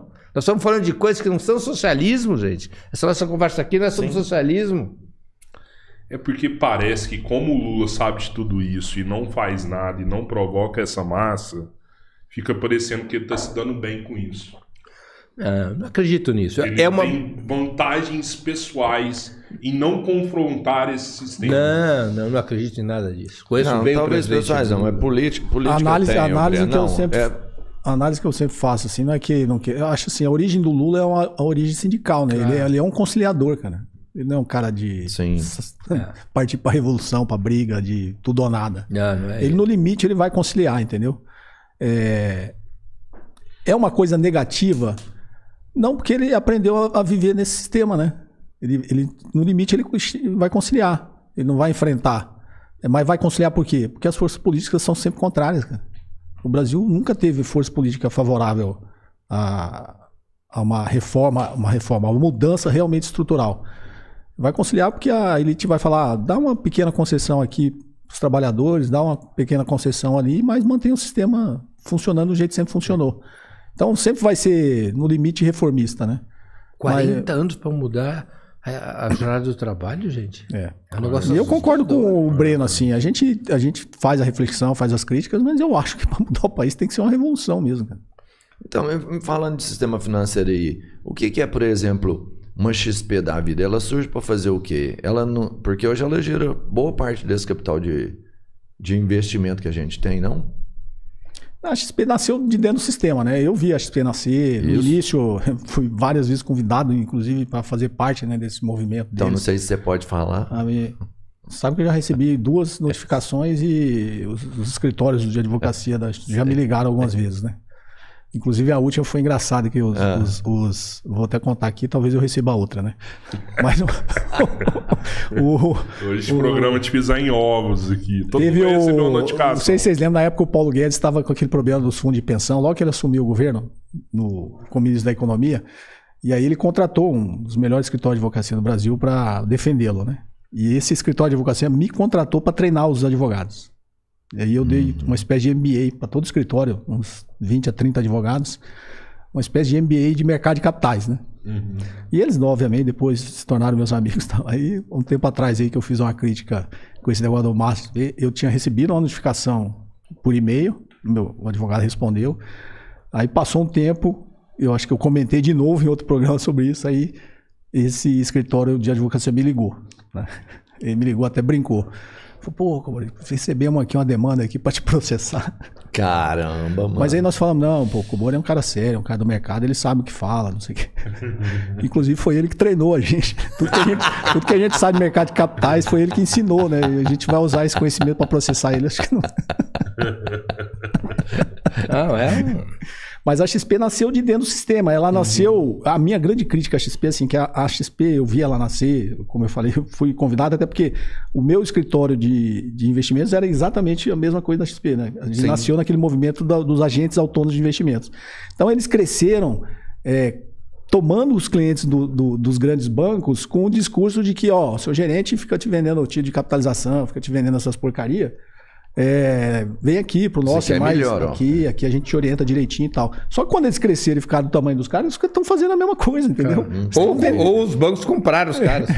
O Itaú virou sócio da XP, né? Depois saiu agora recentemente, mas comprou, tinha acho que não era majoritário, mas tinha mais de 40%. Né? Então, assim, ao se tornar tão grande quanto eles, estão fazendo a mesma coisa. Vendendo Ou criaram porcaria. departamentos nos bancos para atender distintas faixas. Então, a minha grande crítica é assim, você cresceu criticando eles, agora se chegou o tamanho deles, faz a mesma coisa. A lei que quebra o monopólio financeiro nos Estados Unidos é Glass-Steagall. Glass-Steagall. Você procurou. Achei que você não ia lembrar, Breno. Não, eu procurei aqui. Vamos aproveitar que tem 7 mil pessoas aqui e jogar o pessoal na conversa? Vamos Pode lá, ser? galera, Vai lá. dá Senão like a gente aí. não vai ter tempo, né? O Breno hoje está... Vai ser ao vivo o Ao vivo. episódio da Norman noite? Finkelstein hoje às 7 horas da noite, com tradução simultânea. Olha aí, pessoal. Vai Perguntei ter porque podcast Três aquilo- Irmãos à noite também, né? Quem te quiser pergunto. ficar aqui, fique, mas... Viu, Breno? Eu te perguntei porque Vai ter o presidente da episódios. B3, o sobrenome dele é Finkelstein também. Ah, é? É o Gilson Finkelstein. Eu tenho um colega de escola que também se chama Finkelstein. Ó, o Acho que é um sobrenome judaico. professor Matheus mandou R$5, comentou que o episódio está excelente para recuperar a sanidade mental após o episódio do Adrilles. Kobori-san e Breno Altman. Adoro vocês. O Tony Dunkel. Breno e Kobori, quando a China se tornar hegemonia, acham que a tendência é o neoliberalismo acabar? Como acham que o Brasil e a direita chula ficariam? Assim, todo mundo sabe a minha opinião. Eu acho que a China não quer ser hegemônica. Se você olhar a história da China, ela já foi uma potência econômica no mundo durante alguns períodos. E ela nunca quis ser hegemonia. Primeiro, uma característica do povo oriental, né, de toda a base filosófica deles. Segundo, porque não é inteligente ser hegemônico, no meu ponto de vista. Para que você quer ser hegemônico? A China já declarou isso várias vezes. Ela quer gerar prosperidade para o povo chinês. Para que eu quero dominar o mundo? Tanto que essa história da ascensão econômica da China, você não vê ela impondo aos outros países uma agenda econômica, só cooperação, ó, vamos fazer negócio desde que seja bom para os dois. Mas você vai mudar a estrutura da sua economia, você vai mudar uma agenda política, você vai ter que seguir, uma agenda religiosa. Eles não fazem esse tipo de coisa. Então, não vejo uma característica no povo chinês de querer ser hegemonia. Eu acho nem é inteligente ser hegemonia. Eu acho que é inevitável, assim, porque durante muitos anos o povo, pelo menos no Ocidente, olhava os Estados Unidos e o sonho era ser um norte-americano, né? Eu acho que em algum momento as pessoas vão começar a olhar para a China e falar, pô, meu sonho é ser um chinês. Quando a gente estava na China, conversando com alguns chineses, eles mesmos confessaram para a gente que alguns anos atrás eles olhavam para os Estados Unidos com o sonho de lá ser um Estados Unidos na China também. E hoje isso já não acontece mais. As pessoas já não têm esse desejo mais que a China seja os Estados Unidos, porque eles são a China e eles querem continuar sendo a China. Assim, a minha grande crítica é que acho que em algum momento essa característica que você está falando, a China vai ter que chegar à conclusão que o planeta é limitado, né? Você não pode ter expansão econômica para sempre. Porque, querendo ou não, a crítica que eu tenho à China, assim, ela é um socialismo de mercado, mas sob algum ponto de vista ela segue um pouquinho da lógica do capitalismo também, né? De acumulação, sim. de consumo desenfreado, né? Então, o planeta é limitado, cara. Não tem... E é um estudo, inclusive, que originou o livro do Celso Furtado, O Mito do Desenvolvimento, que é exatamente... Ele fez uma crítica a um estudo encomendado pelo Clube de Roma, ao MIT, que era aquele... Dos limites do crescimento, Limits to Growth, né? Que eles falavam que não existia planeta para as economias de todos os países desenvolverem. Na verdade, a crítica do Celso Furtado, o limite do crescimento é real, eu concordo com ele, mas a crítica do Celso Furtado isso não vai acontecer porque o capitalismo não vai deixar. O estudo do limite do crescimento quando todas as economias se desenvolverem e chegarem ao nível das economias desenvolvidas, o planeta vai acabar. Vai ser destruição. Isso já tem estudo Se que bem hoje... que pode haver uma tendência, um contravapor, que é algo que ninguém pensava nisso há 70 anos atrás, que é o decrescimento populacional do planeta. E que vários países já começam a viver. A China mesmo já vai começar a viver. Você tem países cuja população cai a cada ano. A Itália já cai há 20 anos, a população. Então, quando a ideia que a gente tinha do mundo há 50 anos atrás é que o crescimento populacional era infinito. Sim. Você vive já uma situação... Nos principais países já começa a haver uma tendência do decréscimo populacional. Então isso vai trazer novos problemas, né? Mas vamos dizer, pode ser algo, se aproveitado corretamente, pode ser algo bem utilizado para salvar o planeta, né? Sim, mas assim, eu tenho minha crítica porque esse decrescimento populacional vem, e aí um pouco mais filosófico e psicológico, da desesperança das pessoas, né? A gente, pela primeira vez, a geração atual Sim. acredita que a vida dele vai ser pior do que a geração anterior. Pela primeira vez na história. Diminui o número de filhos. E aí as pessoas já não querem ter filho, não querem casar, porque ele acha que isso é um peso, né? Sim. Tem países que vivem processos complicados por causa disso. Envelhecimento total, né? Ó, o Augusto, que é membro aqui do Três Irmãos, mandou: Breno, sem filtro, qual foi o papel do Jacob Bittar na fundação do PT? E qual sua análise sobre sua carreira política? Tem a impressão de que o partido esconde ele. Gostaria de comentários do Cobori. Olha, eu não acompanhei detalhadamente a carreira do Jacob Bittar depois de um certo momento, né? Porque ele sai do PT. O Jacob Bittar teve um papel importante na fundação do partido. Eu não participo da fundação do PT, mas eu acompanhava. Ele foi presidente do sindicato dos petroleiros ali da região dele. Acho que esqueci o nome do sindicato ali da região de Campinas. É Campinas e uma outra cidade que tem a refinaria. Lá perto de Campinas. Bom, Sorocaba, não, né? Não. É uma cidade menor. Esqueci o nome. Ele era presidente dos sindicatos petroleiros, foi um líder sindical muito combativo. Quando ocorre a greve geral de 83, ele é um dos líderes da greve geral, ele é um dos líderes da formação do PT, ele é um dos líderes da criação da CUT, também em 1983. Com base na força sindical que ele tinha, e do papel que ele já desempenhava no PT, ele é eleito prefeito de Campinas. Aí começa uma outra etapa da vida política dele. Ele faz uma administração ali que foi muito criticada, mas aí depois eu não acompanhei mais.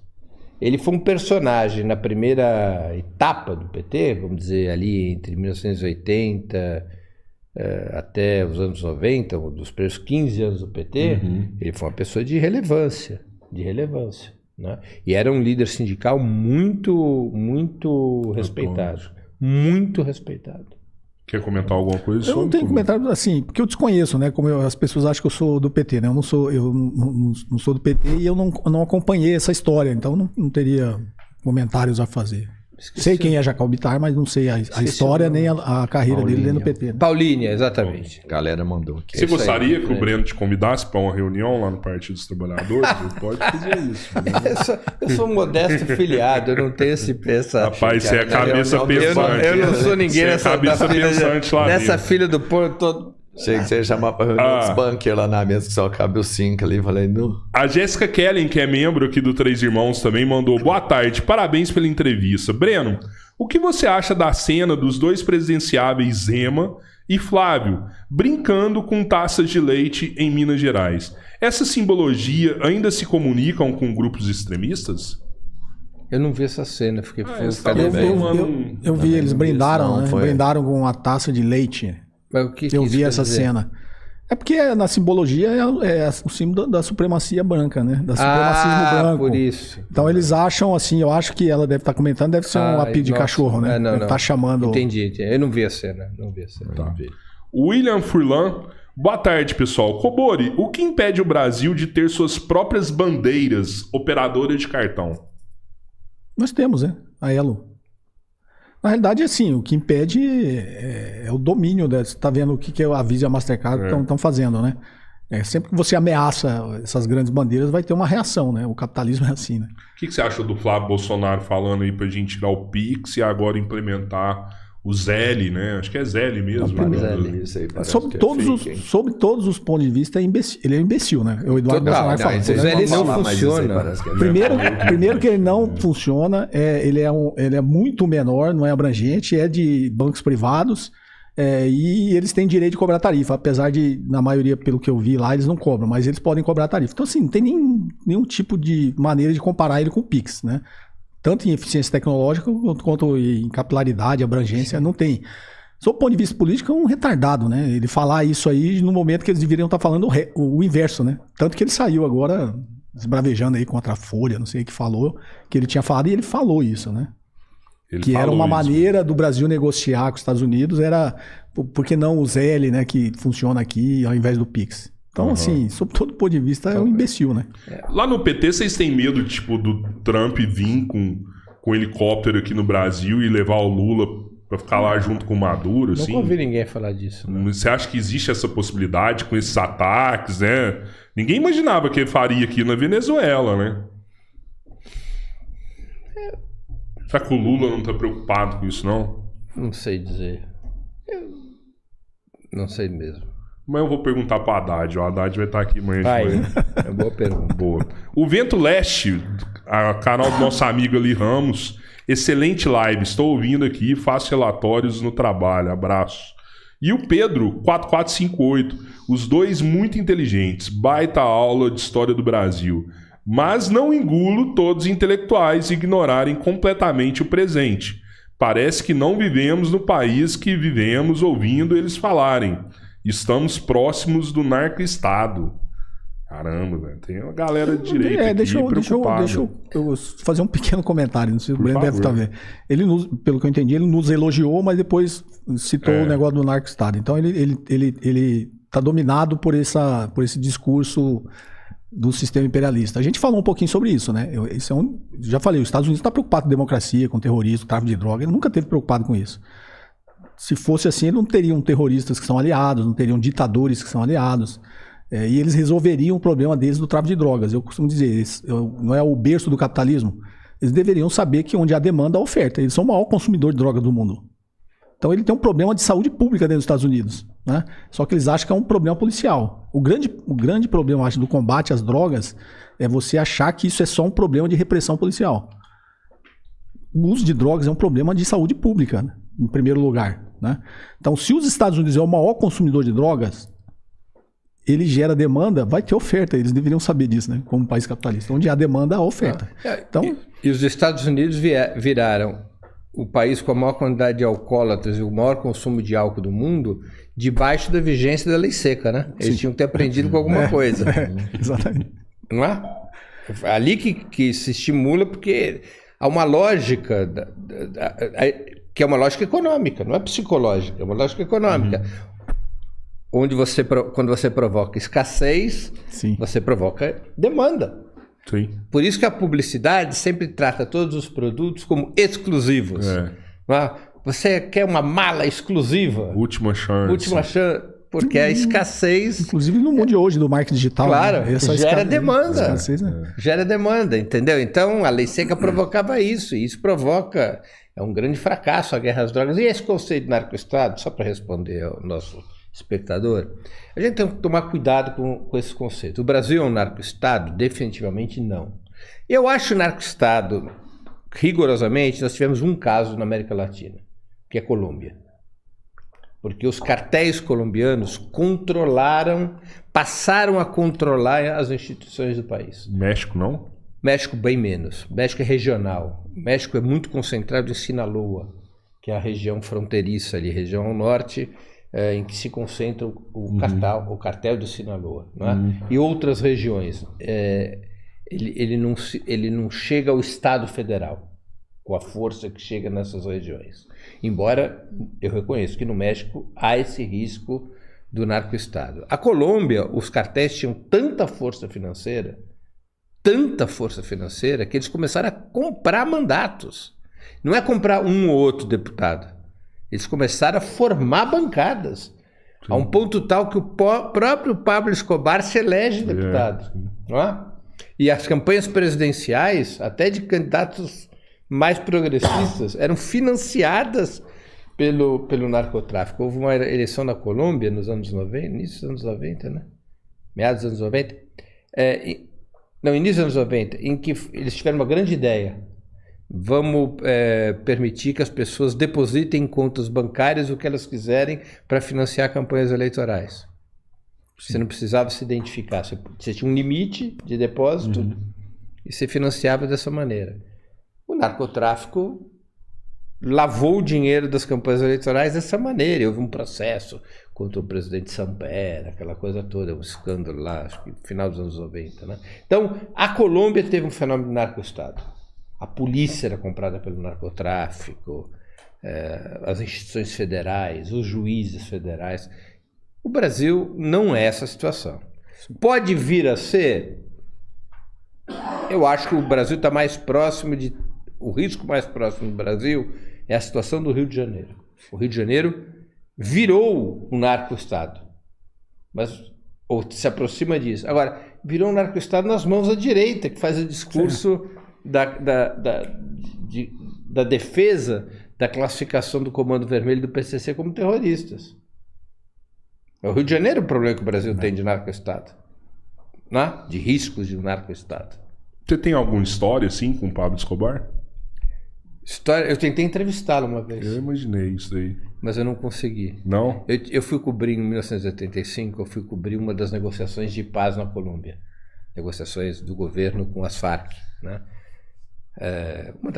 Uma daquelas negociações que fracassava e voltava à guerra civil. E para cobrir essa negociação, eu fui a Medellín, Antioquia, né, no estado de Antioquia. Eu era garoto, eu tinha 23 anos eu tinha. E aí eu falei, pô, tô aqui em Medellín, o cara já era conhecido, né? Pô, vou tentar entrevistar o cara. Havia não era do nada que eu tirei isso. Tinha um cara das Farc com quem eu conversava, ele estava legalizado, fazia parte da negociação de paz, que tinha um parentesco distante com Pablo Escobar.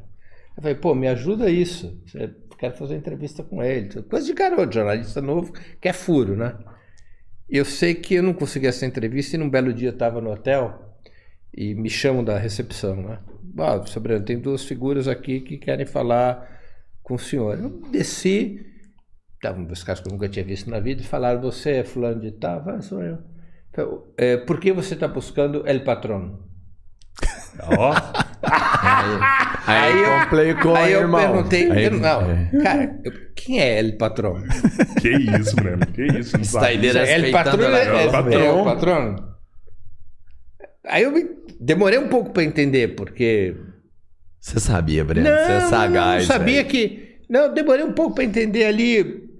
Aí o sujeito falou, o que você quer conversar? Não, eu quero só fazer uma entrevista. Não, o patrão não dá entrevistas e acho melhor você não procurar mais por ele, patrão.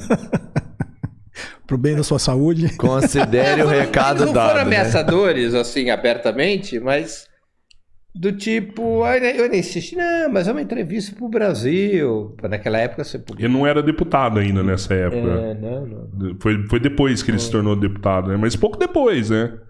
Eu não controlo bem as datas. Pode ser, né? Acho que um pouco depois ali. Mas aí não consegui entrevista. E continuei vivo. Joey não me gostou, mas... El Patrón. Por que tá procurando El Patrón? Não, é entrevista, nada demais. Cordialmente, eu sou um fã. E o Bukele, que dia que você vai levar no Opera Mundi? Você sabe que eu conheço o Bukele, né? Sei, por isso que eu tô te perguntando. O povo não imagina isso. Eu conheço o Bukele porque ele era de esquerda, ele foi prefeito de Ele era São comunista, Salvador. o Bukele? Ele veio de uma família, o pai dele era um religioso islâmico em El Salvador. Ele era muito amigo do secretário-geral do Partido Comunista de El Salvador e um dos dirigentes da Frente Farabundo Martí de Libertação Nacional, que se chamava Shafiq Randall. Já faleceu há quase 20 anos.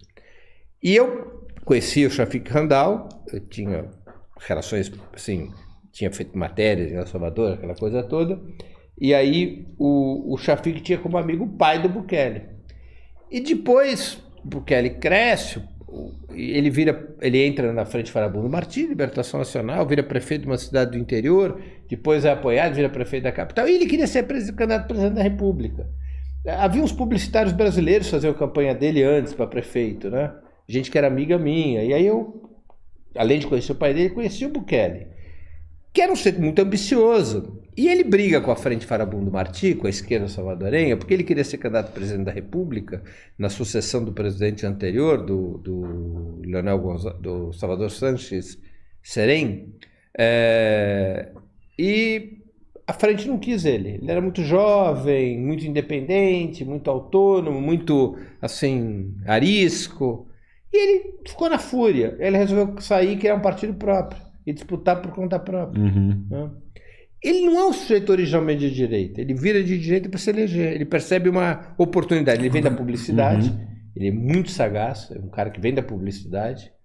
E ele percebe, uma brecha aqui ali. tem uma direita velha e uma esquerda velha. Forças políticas que desde a Guerra Civil dos anos 80 disputam o país. Essa direita velha está acabada. A esquerda está no governo e tem muitas críticas a ela. Eu vou criar uma nova direita que vai pegar o tema da segurança pública e vai varrer do mapa as velhas forças políticas. E aí ele vira o que ele virou. De uma hora para outra. De uma hora para outra. Mas ele não vem da direita. Vamos... Eu já pedi entrevista para ele. E aí? Não me responderam até agora.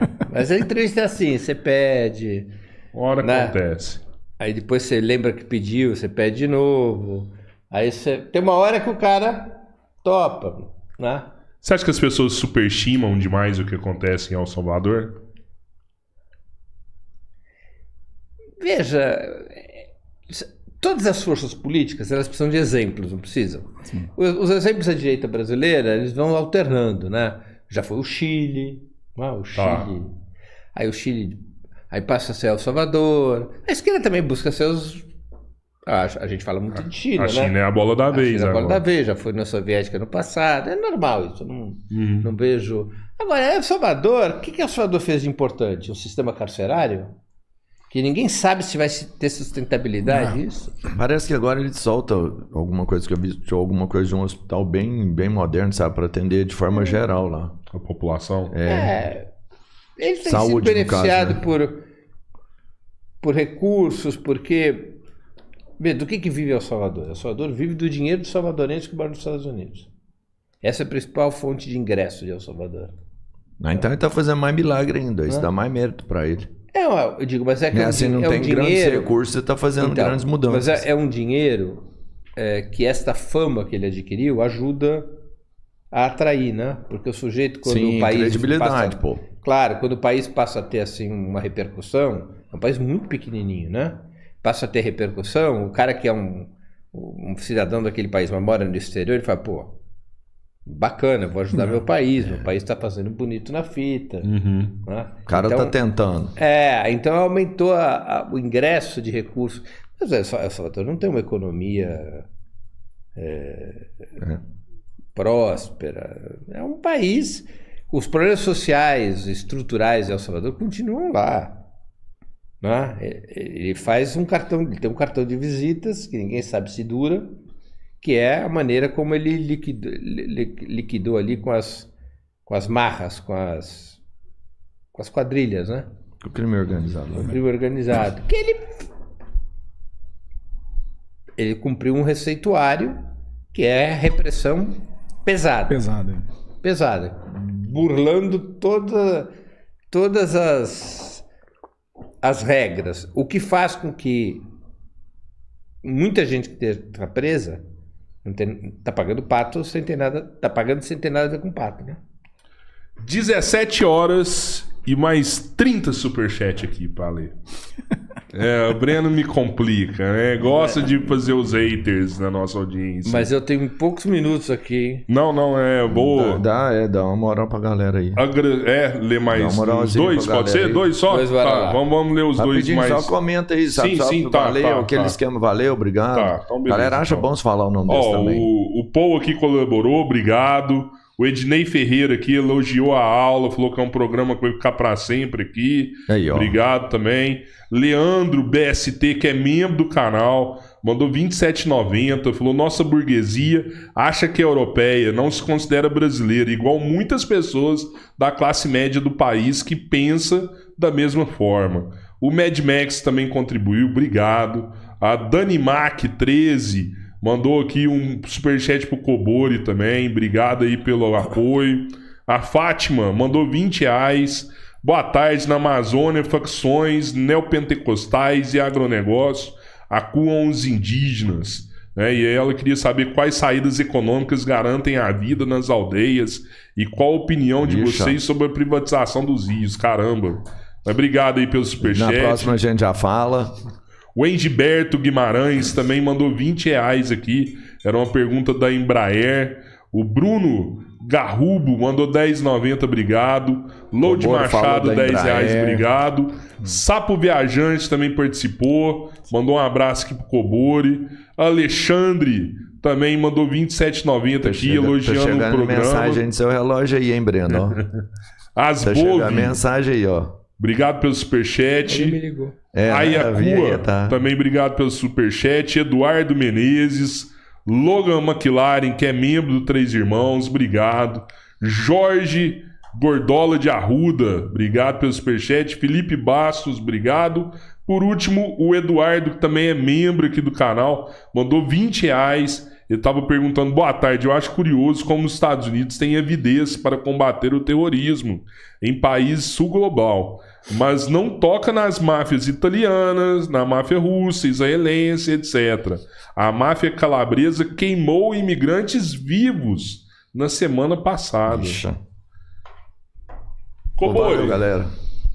Obrigado. Meu amigo, eu que agradeço. É uma honra, sempre falar com você. Vocês sabem o quanto eu gosto de vocês três, né? O Pedro, você, Robertinho. E um programa especial de poder estar com o Breno, né? O Breno também sabe o quanto eu admiro. Já fui no Opera Mundi várias vezes. E agora, com a satisfação de estar dividindo a mesa aqui com ele, para mim foi um prazer imenso. Para esse tipo de convite, pode me chamar. Para aqueles outros, vocês falar com as figuras aí, não me chama não. Não vem pra... Eu sou a favor da gente fazer um episódio desse aqui, de 2 em 2 meses, pelo menos. Aí, viu? Bora lá, com o maior prazer. Tô querendo contratar o Breno, tá difícil. Mas eu vou ver se eu mando uma proposta lá na Opera Mundi, Roberto. Põe dinheiro. Vamos pôr o Breno fixo aqui no canal aqui. Né? A gente tá precisando, o homem é bom. Eu já te falei como é que você ganha o comunista, mano. Você compra ele, aí vai lá. Pelo menos eu acho que só vocês vão conseguir fazer algo pelo Robertinho. Eu não acredito muito que outros. O que a gente tem que fazer pelo Robertinho? Converter ele, né? Ensinar pra ele. Até as pessoas mandaram superchat sobre isso, falando, Robertinho, mandou um superchat pra você aqui. Falando, Robertinho, com essa aula, você não aprende, você não muda. Você não muda, Robertinho. Porque vocês saem daqui amanhã e tá do mesmo jeito. Você entra no ouvido e sai no outro. Breno, obrigado. Rodrigão, Robertinho, muito obrigado pelo convite. Foi um prazer aqui, uma honra estar com o Cobori, bater esse papo. Eu pensei que ele ia falar do Corinthians, não falou do Corinthians, já me deixou contente. É porque o Corinthians é uma paixão de criança, né? Minha esposa é psicóloga, né? E para quem conhece minha história, o resgate do futebol agora é muito mais para atender a minha criança, né?